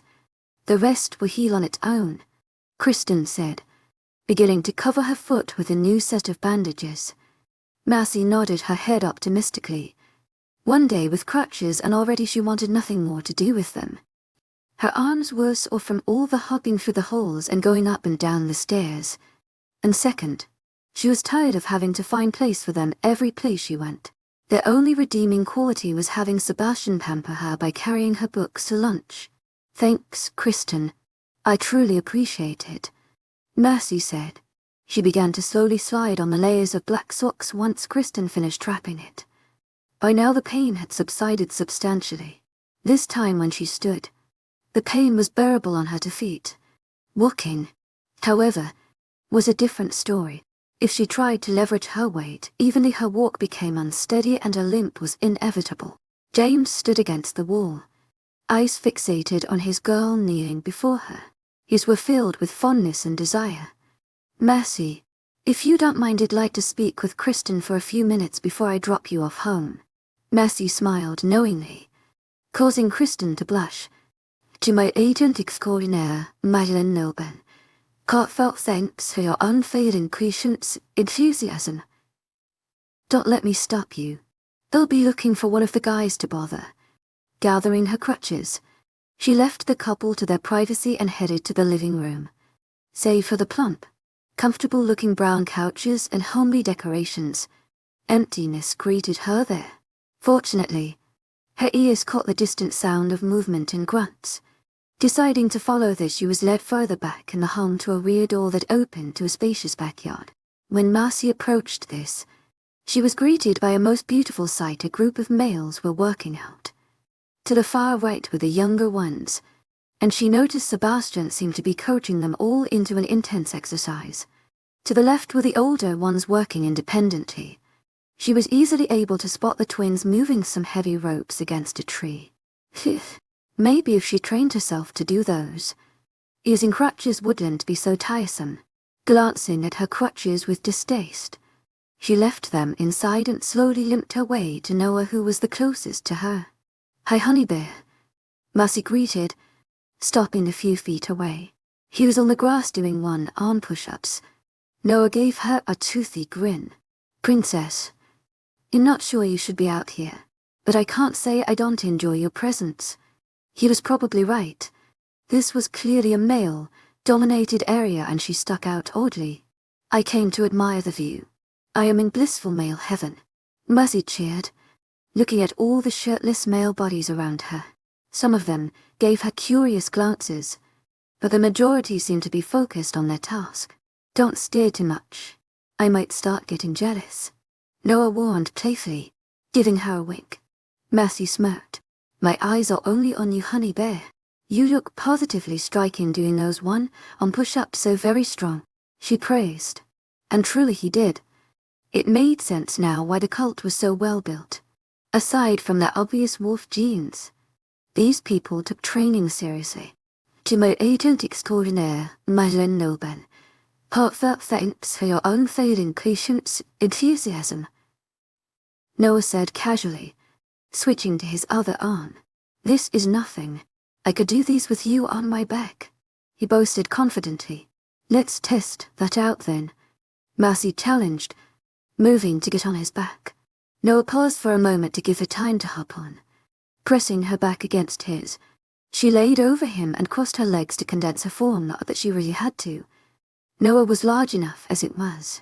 Keeping true to his boast, Noah easily continued his workout and chuckled when she clapped. "Is this how you guys usually work out?" Marcy noticed the different methods of training they used. Some were utilizing large tires, others were on the pole, up bars, and some were even jumping rope.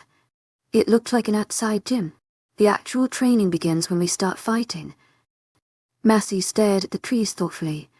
She never considered fighting as a way to train. It sounded rather dangerous. She remembered the day she babysat Haley and cut her finger. The little girl had been surprised she didn't heal sooner. She assumed they probably healed way faster than humans did, which would explain their willingness to engage in such harsh activities. "I hope I'm not getting too heavy. I don't want to wear you out before the real hard stuff begins." Noah snorted. "You're very light. Even with you on me, it's still an easy warm-up. Just making sure it isn't overly straining." She sang Ed. By now she had gathered a few more glances, but this did not make her uncomfortable. She was used to gathering male attention. Noah stopped momentarily, but she could already see the smile as he said the following words: "It's an honor, princess, on my back. Besides, you feel very soft." Mercy sighed, satisfied. "In that case, young servant, keep going," she joked, waving a permissive hand with an air of flair. Mercy closed her eyes and allowed the sun to warm her face. This felt so nice. Laying on the back of a strong man, enjoying the breeze of the day, getting a nice-faced Anne. Could today get any better? Suddenly, she felt a presence overshadow her, blocking the sunlight. Mercy blinked in discontent and was faced with Sebastian's imposing figure. For a moment, she was arrested as she gazed at his smooth skin and clear-cut abs, which had grown longer over the past week, was slightly over his face, but did not hide the steely expression he currently wore. "Noah, quit playing around. Mercy, get off his back," he ordered sternly. Mercy groaned. "Ugh, he only came to ruin all the fun." Sticking her tongue out, she met his eyes with her own. "Nope. Can't you see I'm getting a faced Anne?" she replied, flipping her hair defiantly. Sebastian remained unchanged. "Now," he hissed, his eyes darkening. Wow, was it just her or did it just get hotter out here? He looked so sexy staring down at her like that. Massey winked flirtatiously. "Why don't you pick me up yourself, big boy?" Below her, Noah chuckled, clearly amused. Sebastian rolled his eyes, seeming disturbed by her comment. "Stop being childish and get up." Enjoying his state of unease, she placed the back of her hand on her forehead like a damsel in distress. "Sebi, I am a crippled. Have some compassion. I need help," she insisted. There was no way she would leave the comfort of Noah's back and limp her way back into the house. That sounded like so much work, at least when she was coming out here. The men were excellent motivators to get her going. "To my agent extraordinaire, 𝐊𝐢𝐬𝐬, heartfelt thanks for your unfailing patience, enthusiasm." The house offered her nothing to entice her. Noah continued to do his push-ups. "After I'm done with this set, I'll carry her back inside, Captain," Sebastian growled. Before she knew it, Massey was up in the air, held bridal style by Sebastian. She smiled victoriously, placing her arms around his neck. "Wow, you have some really nice shoulders," she complimented, enjoying the feel of them as she explored every curve beneath fingertips. "Cease your mindless touching, woman." Sebastian glared down at her, but she merely giggled. He looked so adorable when he was angry. "I don't think I want to." Her fingers rose to his cheeks, where there was a shadow of stubble. She wondered what he would look like with a full-grown beard. Fed up with her wandering, Sebastian bit her index finger. Massey yelped and brought the injured digit to her chest. He didn't bite it hard enough to bleed, but it hurt her momentarily nonetheless. "What was that for?" "I have low tolerance for disobedience," he said darkly. Massey gaped. Is this how werewolves correct each other biting?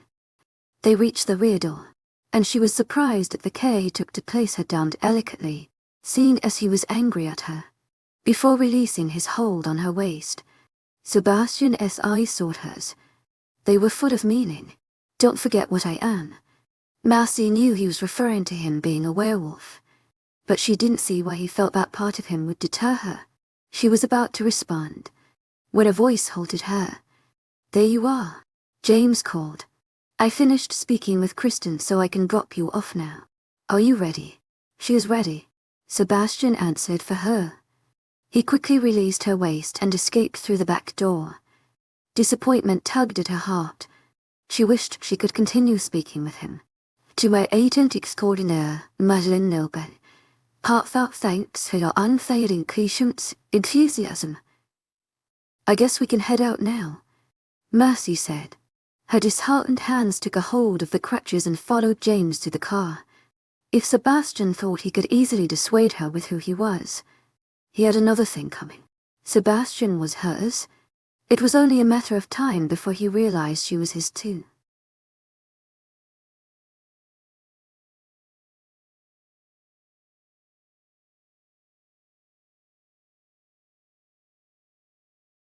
I spent an entire hour perfecting my hairstyle and put on my favorite purple dress, ready to shine at school. 24. Mercy closed her eyes as she added a final layer of hairspray to her tresses, freezing them into their spiral shape. Since early morning her hands had been hard at work for this glamorous look, crafty manipulating her hair with a curling wand. By now, an hour later, her arms felt heavy and strained, but the result was undeniably fantastic. Her shiny locks rippled behind her in luscious waves as she moved her head from side to side. They looked like the type to be in a hair commercial. This was only the beginning. A thin layer of make-up was smoothed over her face, and she had been extremely mindful of keeping it light. The cocky look never suited her, and her clear skin didn't need much to hide. Only a slight buffing to hide any unevenance. Her natural glow was subtly amplified by the latest highlighter, which for a moment she considered adding more to give Sebastian the ability to pinpoint her words by her blinding shine from any part of the halls. But she figured his other senses did a good enough job of that. Her outfit consisted of a stylish two-piece with long bottoms that made her behind look like she's been doing squats since the start of her youth, and a top that showed a small sliver of her belly. As expected, her outfit included her favorite color by being purple and white stripes. She added cute white wedges to match. Her foot finished healing 3 days ago, allowing her to get a much-needed pedicure and wear whatever footwear she liked. Truly, she was a sight for sore eyes, and she couldn't wait to show off her look at school, especially to see the reaction of a specific someone. After spraying 2 pumps of her favorite perfume, she was good to go. Stepping out of her room, she encountered Lydia, who unlike usual actually stopped to take in her attire. If her sister was impressed, then this was a good sign. Wow, you really don't play games when it comes to your birthday. Slightly taken aback by her extreme efforts, Lydia was the type to draw much attention to herself, preferring to blend into the background and go otherwise unnoticed. Mercy shrugged. Today is a very special day, little sis. Not only am I 18, but I also have mature. Maybe this year I'll be getting a werewolf husband. Mercy wondered if going from premature to mature made her more irresistible than before. Something that would be an appreciated advantage when dealing with a stoic male like Sebastian. She understood werewolf men were drawn to her because of it. Yet it was as though any had dropped on one knee to mate her. The majority of the cult were just friendly and open to spending time with her. She was glad of this, although judging by her sister's negative reaction, Lydia was receptive to her own possession of premature. Rather, she rolled her eyes, clearly put off by her prediction. Go ahead and get your man, baby maker. Unlike you, I desire a future that doesn't tie me down to this place, she said distastefully. Mercy waved her hand dismissively. To each their own. Who was she to dictate her sister's love life? Staying in Dark Falls did not sound like a bad thing to her. She very much liked it here. It'll be a great baby maker. A young, beautiful, happily married baby maker, she replied, purposely adding an extra dose of fluff to make her sister more irritated. Mercy laughed heartily when Lydia stuck a finger in her throat and fake gag. They'll be waiting when you change your mind. Living in my own upscale condo in the city making tons of money. The birthday girl shook her head. Mercy supposed being wealthy had its own appeal. At one point she did picture herself marrying a rich billionaire and being a housewife in one of those popular shows. However, she dated a rich kid once and was to put off by his delicate and needy character. She much preferred Sebastian's rough and raw persona over her previous suitor. Mercy patted her sister's shoulders, feeling like a grown adult teaching a toddler the do's and don'ts of life. It's not all about money, dear. What good is living in a huge expensive home if you're all alone? At least if I marry, I'd have a fun family to go home to every night, and people I enjoy spending time with. However, if things don't work out, I'll happily freeload over all your riches, my genius sister. Not knowing how to reply after such a statement, Lydia resigned to staring at her thoughtfully. After a few moments, she murmured, "Whatever." Mercy grabbed a side rail of the stairs. "Your earbook, smart girl. But when it comes to matters of the heart, you're guarded. Learn to risk it a little." Lydia, you have the ability to make her babies and suddenly you're of expert now. Give me a break. You don't even have a man yet. What are you going to do if in the end of your nonsense he doesn't even want you? Mercy lifted her hand, stopping her from going any further. So far, this was the second time someone told her she was in over her head. I'm walking away from your negativity now, especially since I believe I have a chance with Sebastian. Decidedly brushing the criticism from her thoughts. You're in for a rude awakening, chasing after some handsome, popular guy that probably won't give you the time of day. And if he does, it's only for a moment before he turns back to a better option. I bet he doesn't even like you. She's probably just being nice. My goodness, Lydia. Did anyone hurt you recently? Mercy countered jokingly, completely baffled by her sister's words. Despite their harshness, Mercy was not hurt by them. If anything, She was curious as to why her younger sister was so strongly opposed of her feelings for Sebastian. While she was previously supportive of them, she hadn't been so vehemently against them the way she was now. It sounded off coming from her. She usually allowed Mercy to freely pursue whoever she desired, regardless of any reservations. "I'm warning you before you get hurt," she screamed back, lifting her hands in agitation. "Liking this Sebastian guy has brought you trouble. Don't forget how you got into that accident. It could have turned out way worse for you. Besides, I've seen him in the hallways with some brown-haired chick behind him sometimes. Judging by the way she looks at him, I'm pretty sure they have history. I can guarantee she'd prefer one of his own over a girl with maturer." Mercy expelled a large puff of air. She knew the girl Lydia was referring to was most likely Keisha, the beautiful dusty-skinned, blue-eyed girl who was probably as into Sebastian as herself.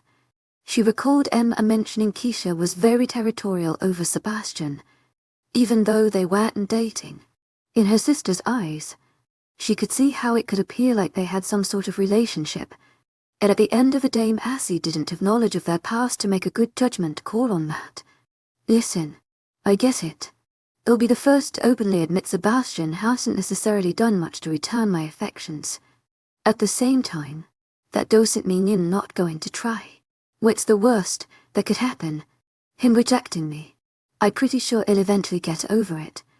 It's not the end of the world if a guy ends up not liking me LYD. Lydia's eyes flashed with fury. "You're and it. You're placing your heart on a platter and basically saying here I am. Stab me if you please. Run me over if that's not fun enough for you. Why would you do that to yourself?" Mercy eyed her sister critically. "When I asked if someone hurt you, I was sort of joking. But now I think I might be onto something. This sounds like a case of misplaced anger. Who's the guy?" "No one." Lydia's response was so quick. Mercy knew she was lying. To further prove her assessment, her sister began to twirl a ring on her finger, a habit she did when she became nervous. "Guys are bound to piss us off at some point. But I hope 𝐊𝐲𝐻𝐿, Mercy continued, paying her no mind. "I was kind of hoping you'd be into Micah. 𝐊𝐲's a nice boy." At the mention of his name, Mercy noticed her sister visibly recoil. "Why on earth would I bother?" she answered coolly, her voice hard and distant. "𝐊𝐲's got some werewolf girl after him, just like Sebastian. It's why I'm warning you to not waste your time." The birthday girl frowned, immediately sensing waters ran deeper than Lydia let on. What exactly had happened between Micah and Lydia? As far as she remembered, Micah was a cute, sweet teenager. She remembered him originally telling her Lydia was mean to him, and she encouraged him by saying Lydia generally did that with boys she liked. "Are you guys in bad terms? What's going on between you two?" Mercy asked, taking a delicate step in her direction. For a moment, a look of pain crossed Lydia's features, but immediately she saw her sister build a wall, brick by brick, until all that was left was a fade of indifference. "Nothing's going on, Mars. I stupidly allowed myself to grow feelings for him, but in the end I shouldn't have gotten my hopes up. I don't want to talk about it anymore," she answered definitively.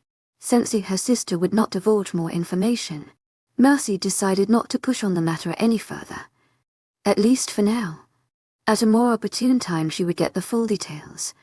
And in a time when Lydia was not so edgy and determined to cover her frustration and sadness, wanting to somehow comfort her, Mercy pulled her sister to her chest and enveloped her in a hug, one which Lydia did not immediately respond to, but rather glared in her direction.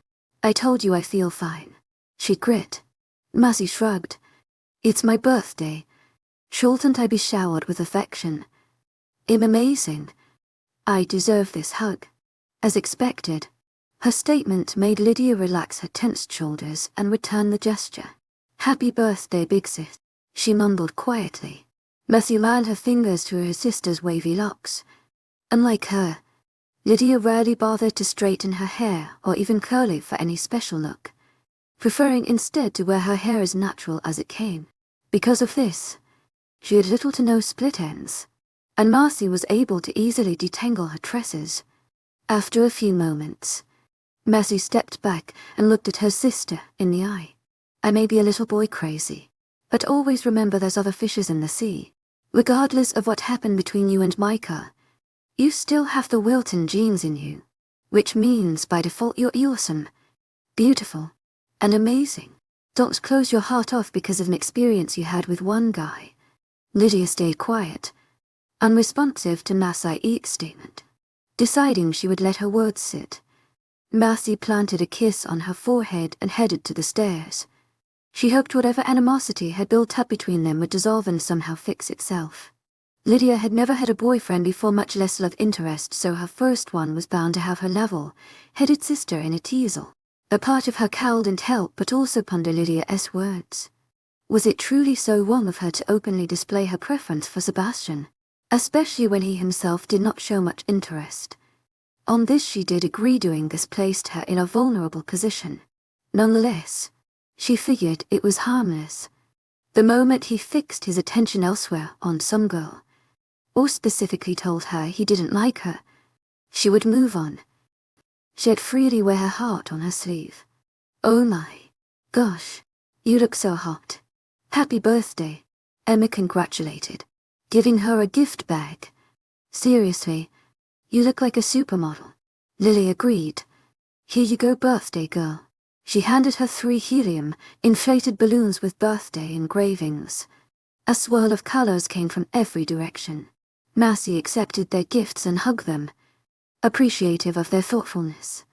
www, thanks for the gifts, ladies. And I'm glad to hear my early morning efforts were not put to waste. She gave them a 360-degree turn for extra effect, generating more wows and so pretty. To add to her joy, Emily's usual presence was nowhere to be seen. This was convenient, as she rarely ever had something positive to say, especially where it concerned the purple-eyed beauty. She most likely avoided joining the duo and went to class early to bypass congratulating her. But Mercy hardly felt miffed by this. Throughout the day, Mercy did not cease to receive congratulations everywhere she went, including from people she was not friends with. Her outfit alongside the gifts her friends gave her made it obvious today was her birthday. The countless compliments and words of praise boosted her already high esteem. Yet in spite of this, her heart anxiously hammered with anticipation. She wanted to see Sebastian. Everywhere she went in the halls, even while appearing to be giving her attention to the countless faces, she was in reality more focused on her peripheral view, hoping to catch the familiar band of friends. Much to her disappointment, she failed to see Sebastian and was even finding it difficult to pinpoint anyone from the cult. It was almost as though they were purposely avoiding her. Granted, she usually did not catch Sebastian until social studies, but at least she was accustomed of getting a glimpse of Noah flirting with some random chick, or Jordan waving at her from a distance before he entered a class. Nonetheless, for the first half of the day, Mercy didn't see any of them with the exception of Keisha, whose form of congratulation was wrapped in the form of a seething glare that clearly said, "I don't like you," before disappearing around a corner. To this day, Mercy still didn't understand her vicious behavior. What did she ever do to her? It wasn't until math class that she crossed out the idea of them avoiding her. Jordan was absent. By the time she arrived at social studies, it was clear Sebastian was absent too. At lunch, no one failed to notice that the table where the cult usually congregated was abnormally empty, and by the looks of it, even Keisha decided to skip lunch and bail. What was going on? Out of all the days they could have chosen to be absent, why did they have to choose the day where I look absolutely fantastic? I mean, really, all of them. What a waste of a spectacular outfit. Mercy grumbled, a peeved frown marring her features. Emma patted her shoulders, comforting. I don't know what to tell you. This isn't the first time this happens. There have been other days when none of them show up. Lily nodded in agreement, taking a small bite of her mozzarella stick. She was the slowest eater out of all of them, making her the only one who had yet to finish her lunch. It's kind of weird, actually. Either they're all present, or they're all absent, with the exception of Keisha, of course. Mercy placed her elbow on the table and rested her chin above her fist. wondering why that was. It's like all the guys do something and the girl isn't invited. What a drag. If I were her, would force them to let me join. I mean, look at her. She probably cut the remainder of school and went home. Mouse 𝐼's gaze steered to the empty table. Despite its availability, no one thought to sit there. Even in the cult's absence, people refrained from impinging on their supposed space. Emily shrugged. Most likely. This rarely happens, though.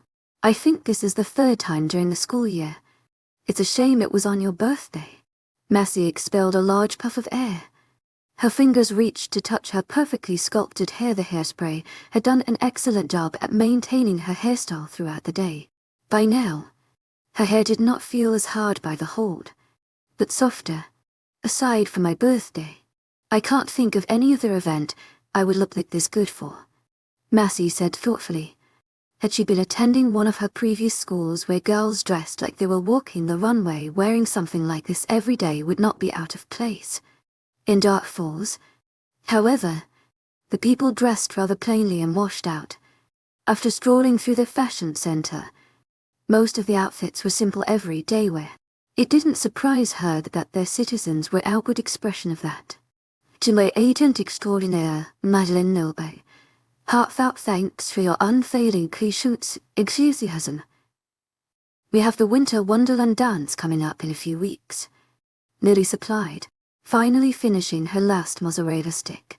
She wiped her hands with a tiny napkin nearby and gave her an excited smile. It's the event of the school year since we don't have prom. Massey felt like someone hit the brakes too hard and caused her a minor case of whiplash. Wait, what? How do you not have prom? It also sounded weird to her that they would have Winter Wonderland in a place where they did not have snow year-round. Emma looked up in thought. Judging by her lack of frustration on this topic, it was obvious she was not as disturbed as her by this school's lack of event. Our graduating class is so small. Rather than spending our budget on a huge extravaganza for a few seniors, we do an annual big dance for the entire school. Everyone can come, from freshmen to seniors.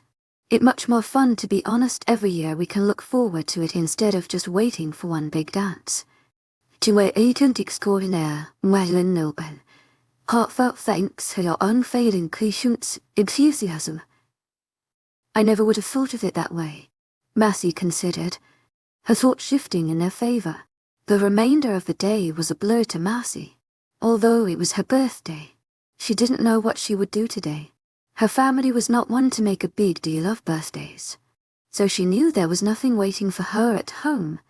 After speaking to Lydia this morning, her mother and father kissed her on the cheek and gave her an envelope with money so she could spend it on whatever she'd like. Although some would find such gift to be thoughtless, Massey preferred it this way. She doubted her parents would choose anything she'd like anyway. Perhaps she could go shopping. Although the clothes around here would do little to impress her, she did need to buy new headphones and a charger for her phone, items which were currently tattered from regular use and wear. The remainder she would place in her vacation fund. It's where she usually put most of her wages. Had this been any regular day, she would work at the Dark Falls diner. But seeing she was so close from recovery, Kristen insisted she take an additional week off. At the time, it had been a no-brainer. She said yes. Now she kind of wished she had rejected the kind offer. Somehow, work had warmed up to her and she found herself enjoying it. Especially the awesome tips. Had she worked, would Haley have been there tonight? She especially enjoyed working with the sweet girl, figuring she would find a way to distract herself for the remainder of the day. Massey finished putting away the things she wouldn't need in her locker. She took out a binder filled with all her homework assignments, which thankfully happened to be few, before finally closing her locker shut. To my agent extraordinaire, 𝐊𝐷𝐸, heartfelt thanks for your unfailing 𝐂𝐥𝐻𝐳. A voice called out her name. That's weird. It almost sounds like Sebastian. Massey's eyes widened. Of all the people she expected to see, he was definitely not one of them. Today he was wearing a plain white shirt that accentuated his smooth bronze skin, making his handsome features more prominent than usual. The hair on his head looked slightly damp, as though he just finished taking a quick shower. I'd like to speak to you. was his simple reply. Much to her satisfaction, his eyes slowly OOVE'd over her from head to toe, and then back to her face. For a moment, his golden eyes darkened and flashed with an emotion, but he blinked as quickly as it came, rendering her unable to discern what it was. Sure, Massey agreed, easily complying with his request. Hearing this, Sebastian turned and started heading towards the school exit. Massey grinned secretly, all too eager to follow him. She recalled Jordan telling her a few days ago that Sebastian wanted to speak to her regarding her birthday, but refused to give her any additional information aside from that.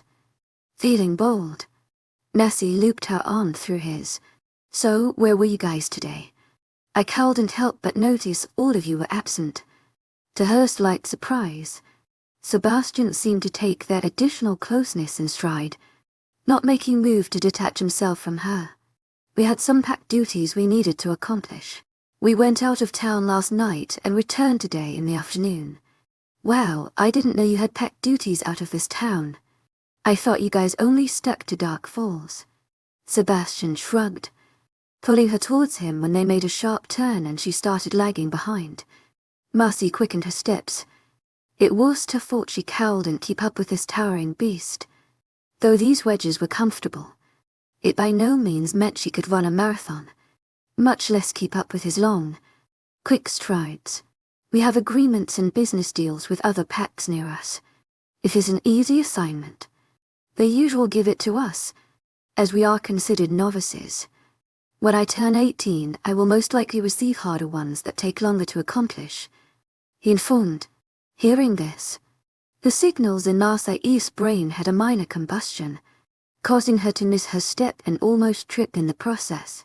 Large hands reached out to steady her and brought her near his form. She could feel the heat radiating off him in waves.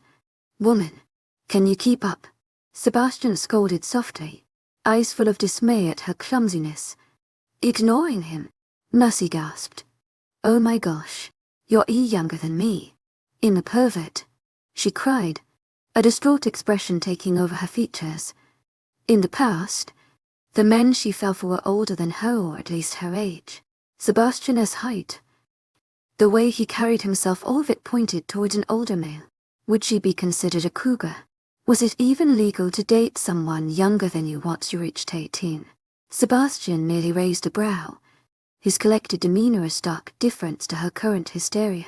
It was obvious he was unperturbed by her recent discovery. Yes, I am younger. My birthday is in 3 weeks. Not too far from yours.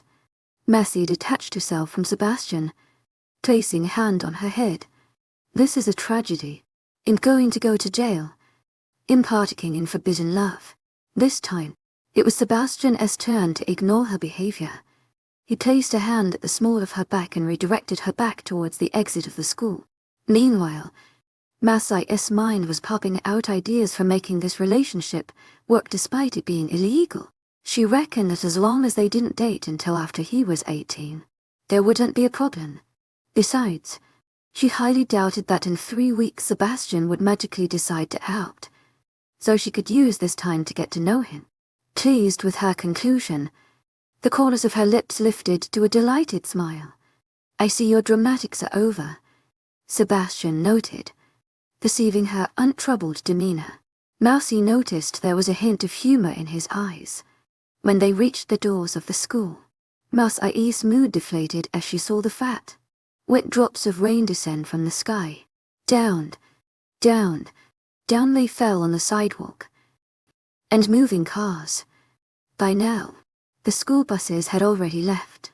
How had she not noticed it started raining? Oh, that's right. Dark Falls High School weirdly lacked having many windows. Of the few she remembered, one was located in the upstairs library. There's no way I'm stepping into that. I got way too much effort on my hair today to have it ruined by this awful weather, she stated, staying rooted in her spot. What an important day for it to start raining. Didn't nature know today was her birthday? The sun and its radiating rays should have greeted her on her way out. Not this. You didn't bring a sweater or jacket? Sebastian questioned, his eyes flickering to the bag on her shoulder.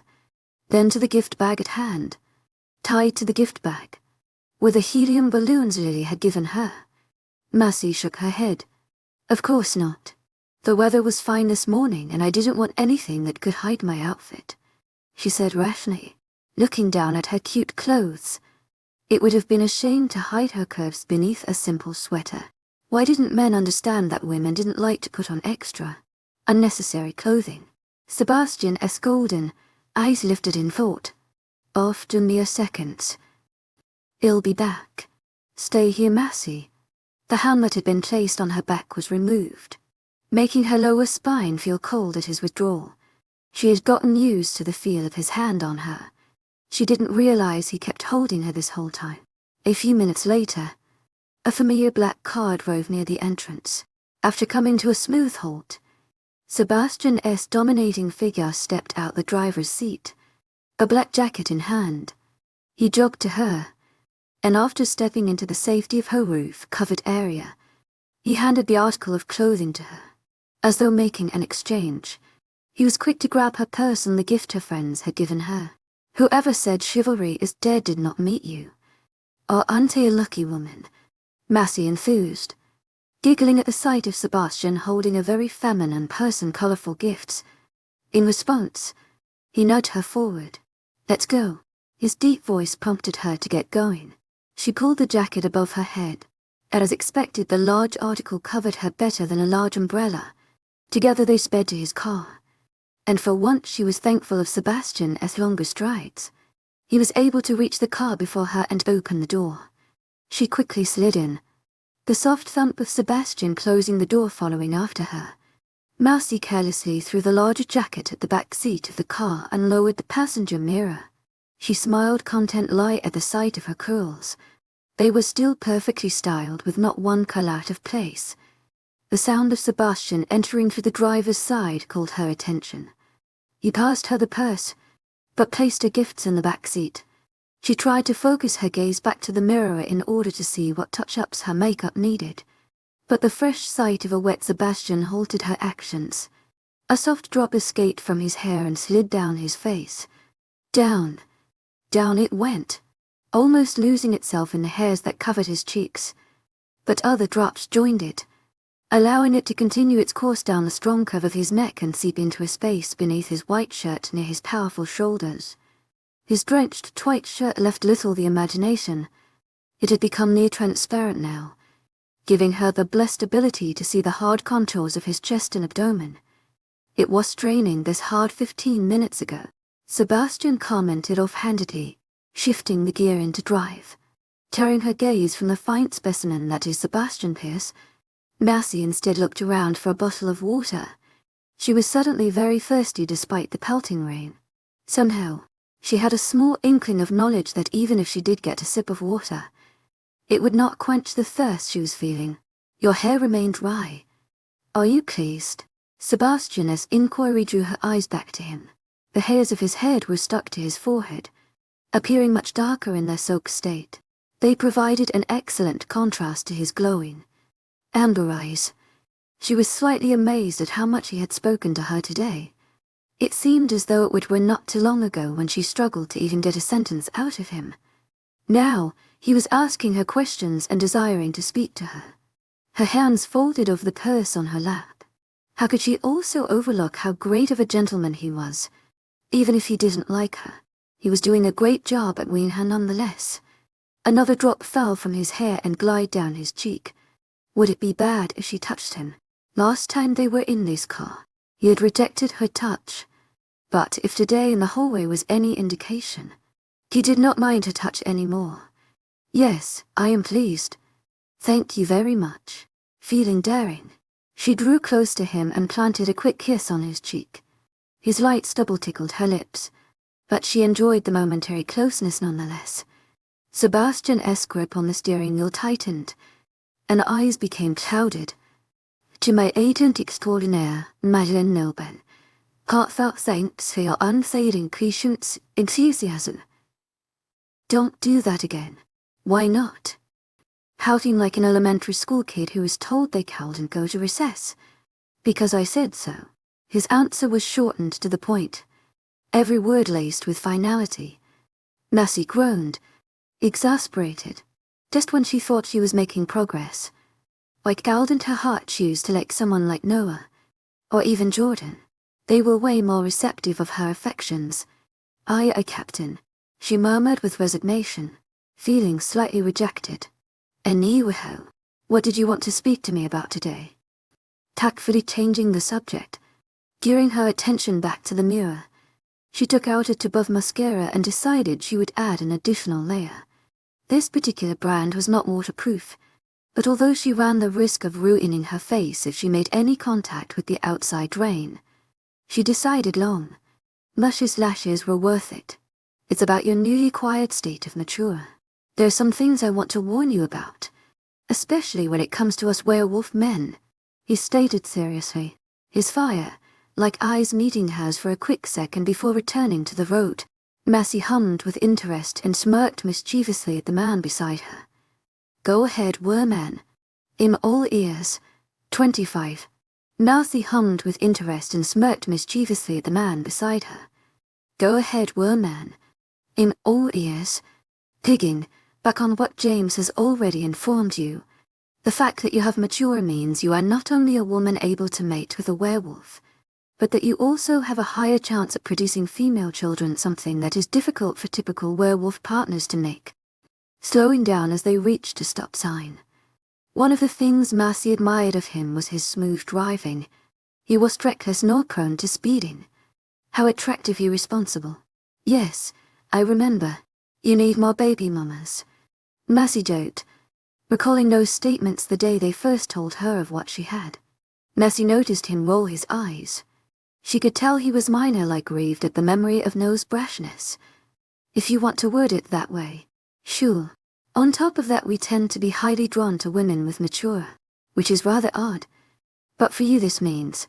"Why is that odd?" Mercy interrupted. To her it made sense that they would be attracted to her if she could have their babies. Weren't they intimating and such? "Because you are weak compared to a she-wolf," Sebastian said matter-of-factly, as though the answer were obvious. "Our wolves are usually drawn to someone who is compatible to us in strength, while also possessing the ability to calm us." Mercy smiled at his last statement. "IWWW, at the end of the day the big bad wolf just wishes to be tamed." "She could." Sebastian disfeatured contorted into one of distaste, clearly displeased with her interpretation of his words. "No, not tamed." He disagreed. He then shook his head, as though figuring he did not want to delve into that any further. "It's odd because regardless of how strong or weak the wolf is, he will still be drawn to you.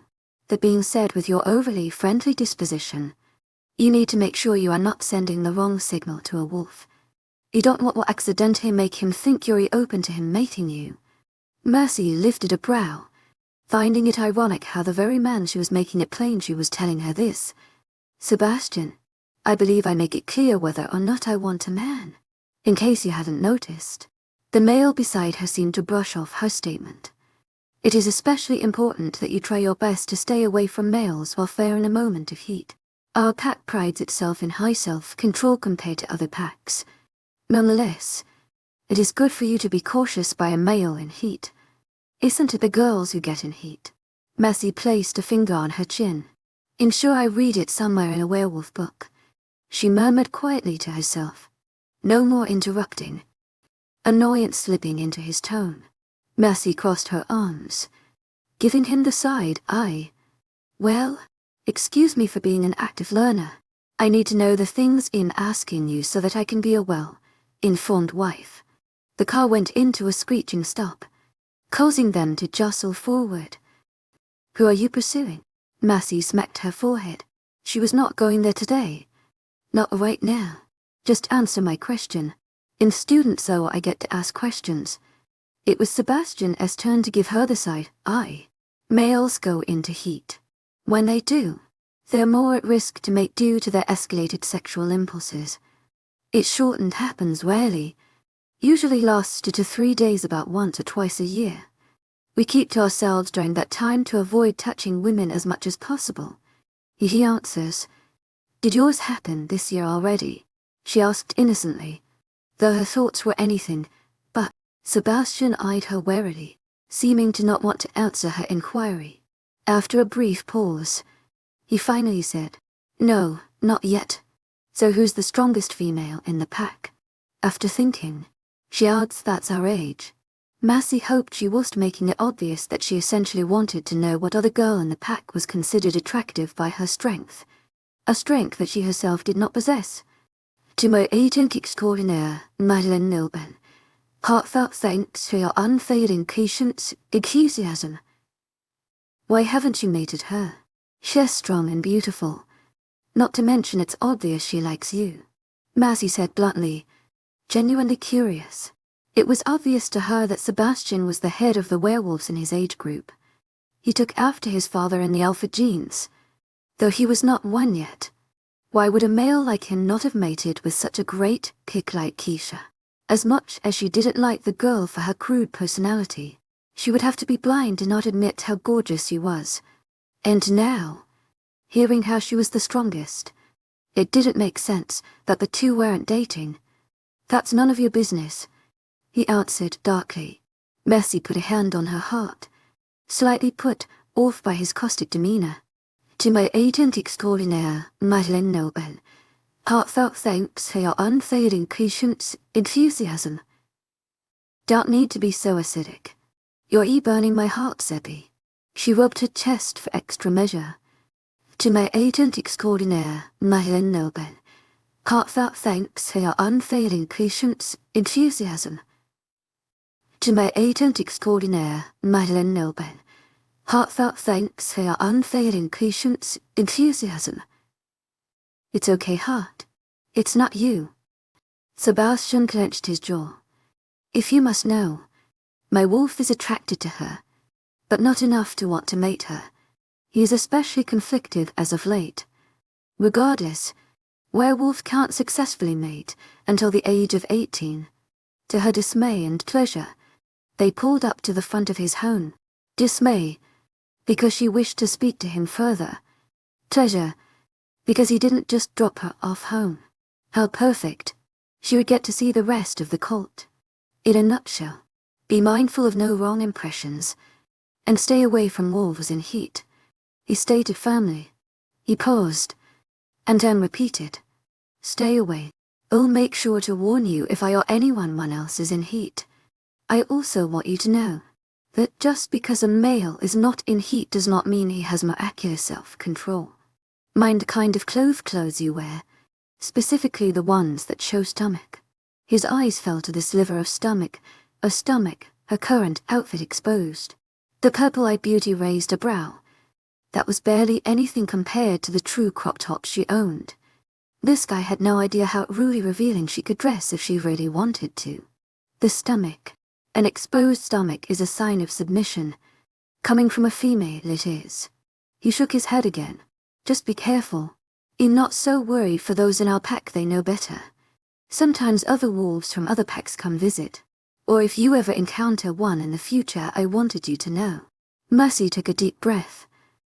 "Thanks for all the info." They exited the car and headed to his estate. Since Sebastian would be the one to drop her off home, she decided she would leave her gifts there. Better to enter the house empty-handed than with things she could accidentally leave there. When she passed the door, she was ever so pleased to see some of the cult waiting for her. "There's the birthday girl," Jordan cheered, picking her up and swirling her in a circle. Massey laughed and kissed him on the cheek. Noah gave a loud wolf whistle. "You look stunning, princess. We would have gone to pick you up, but this selfish wolf wanted to keep you all to himself." Sebastian rolled his eyes at his accusation. "I needed to speak with her on some important things without you interrupting with your useless banter." Noah ignored him and chose instead to envelop her in big bear hug. Massey felt herself drown in his massive arms, but she relished the feel of them around her. She was so thankful to have sweet friends. Noah pulled away from her and instead allowed a lazy arm around her shoulders. "Jaden is in the kitchen with 𝐏𝐤𝐬. You can probably already guess what they're doing for you." Massey jumped animatedly.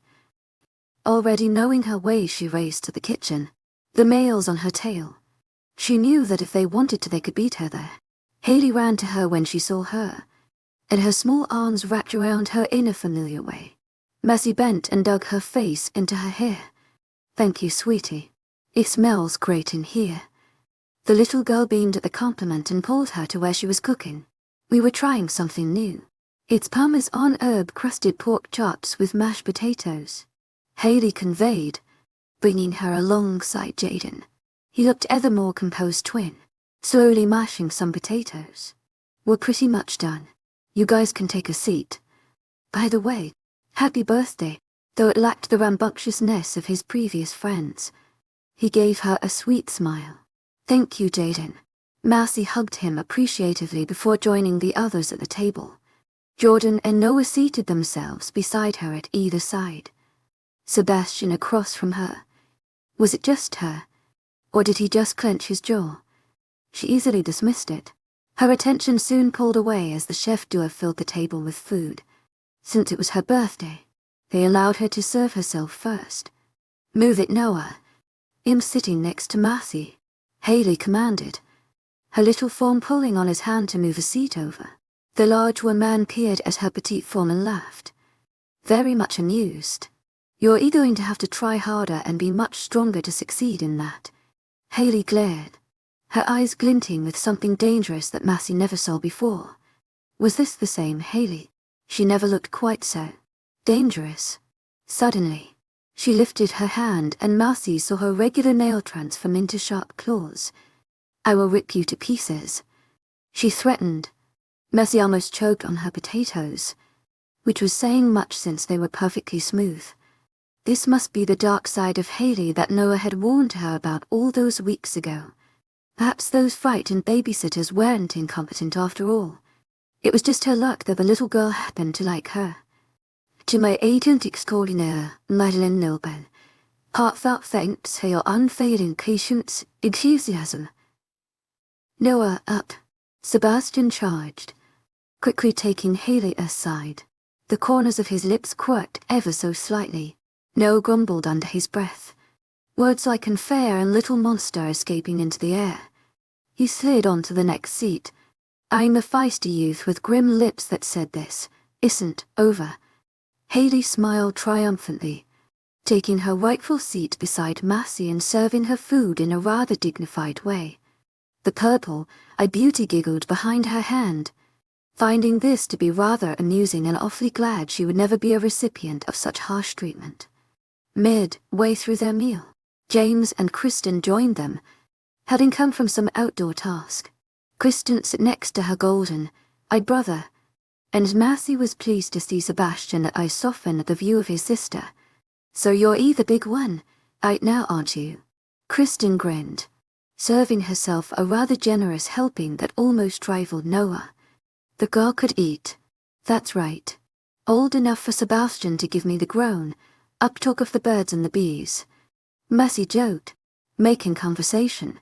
"Did you know that aside from your ability to mate with werewolves, your kind is also compatible with vampires?" James disclosed. "They actually highly value your kind, seeing as the species has difficulty reproducing.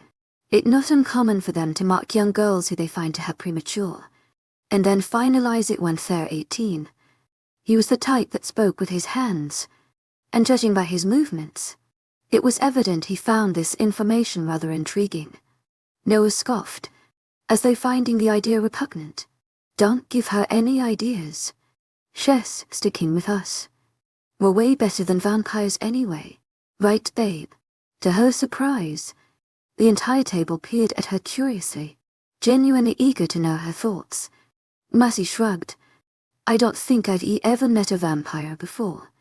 Otherwise I'm sure they would love marked me. But in any case, I much prefer you guys." At her response, 𝐴𝐤𝐬 enclosed herself under her arm, approving her answer. "To my agent 𝐿𝐤𝐬, heartfelt thanks for your unfailing patience, enthusiasm." Unlike us, vampires can't naturally sense when a woman has matured. They only find out by accident when they suck their victim's blood. James elaborated. One of her hands absnessed and reached for her neck. Mercy wondered what it felt like to be bitten by a vampire. Would it be painful? She would have asked them, but she knew they've probably never been bitten by one to know. She had a vague feeling that any interest in vampires would make them grow weary, and she didn't want that. Besides, she meant it when she said she preferred werewolves. Her love interest was a part of them, and she quite enjoyed this family. My friend told me of a winter wonderland they host in school every year. Do you guys go? Mercy brought this up because she wondered if they estranged themselves from all school activities. She knew they refused to partake in school sports or clubs, but did they also keep away from dances? Kristen shrugged.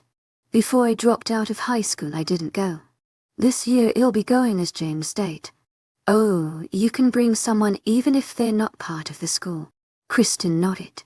Yeah, as long as they pay for the ticket, they don't have a problem. The guys usually go, she mentioned, her eyes shifting past the males on the table. So I guess this year it will officially be all of us. Awesome. Do you all have dates? Mercy figured Noah and Jordan, what with their outgoing and friendly personalities, would already have dates. Sebastian was probably going solo. She couldn't imagine him asking anyone to be his date, though with some minor prodding on her part he may be willing to ask her. One thing's for sure.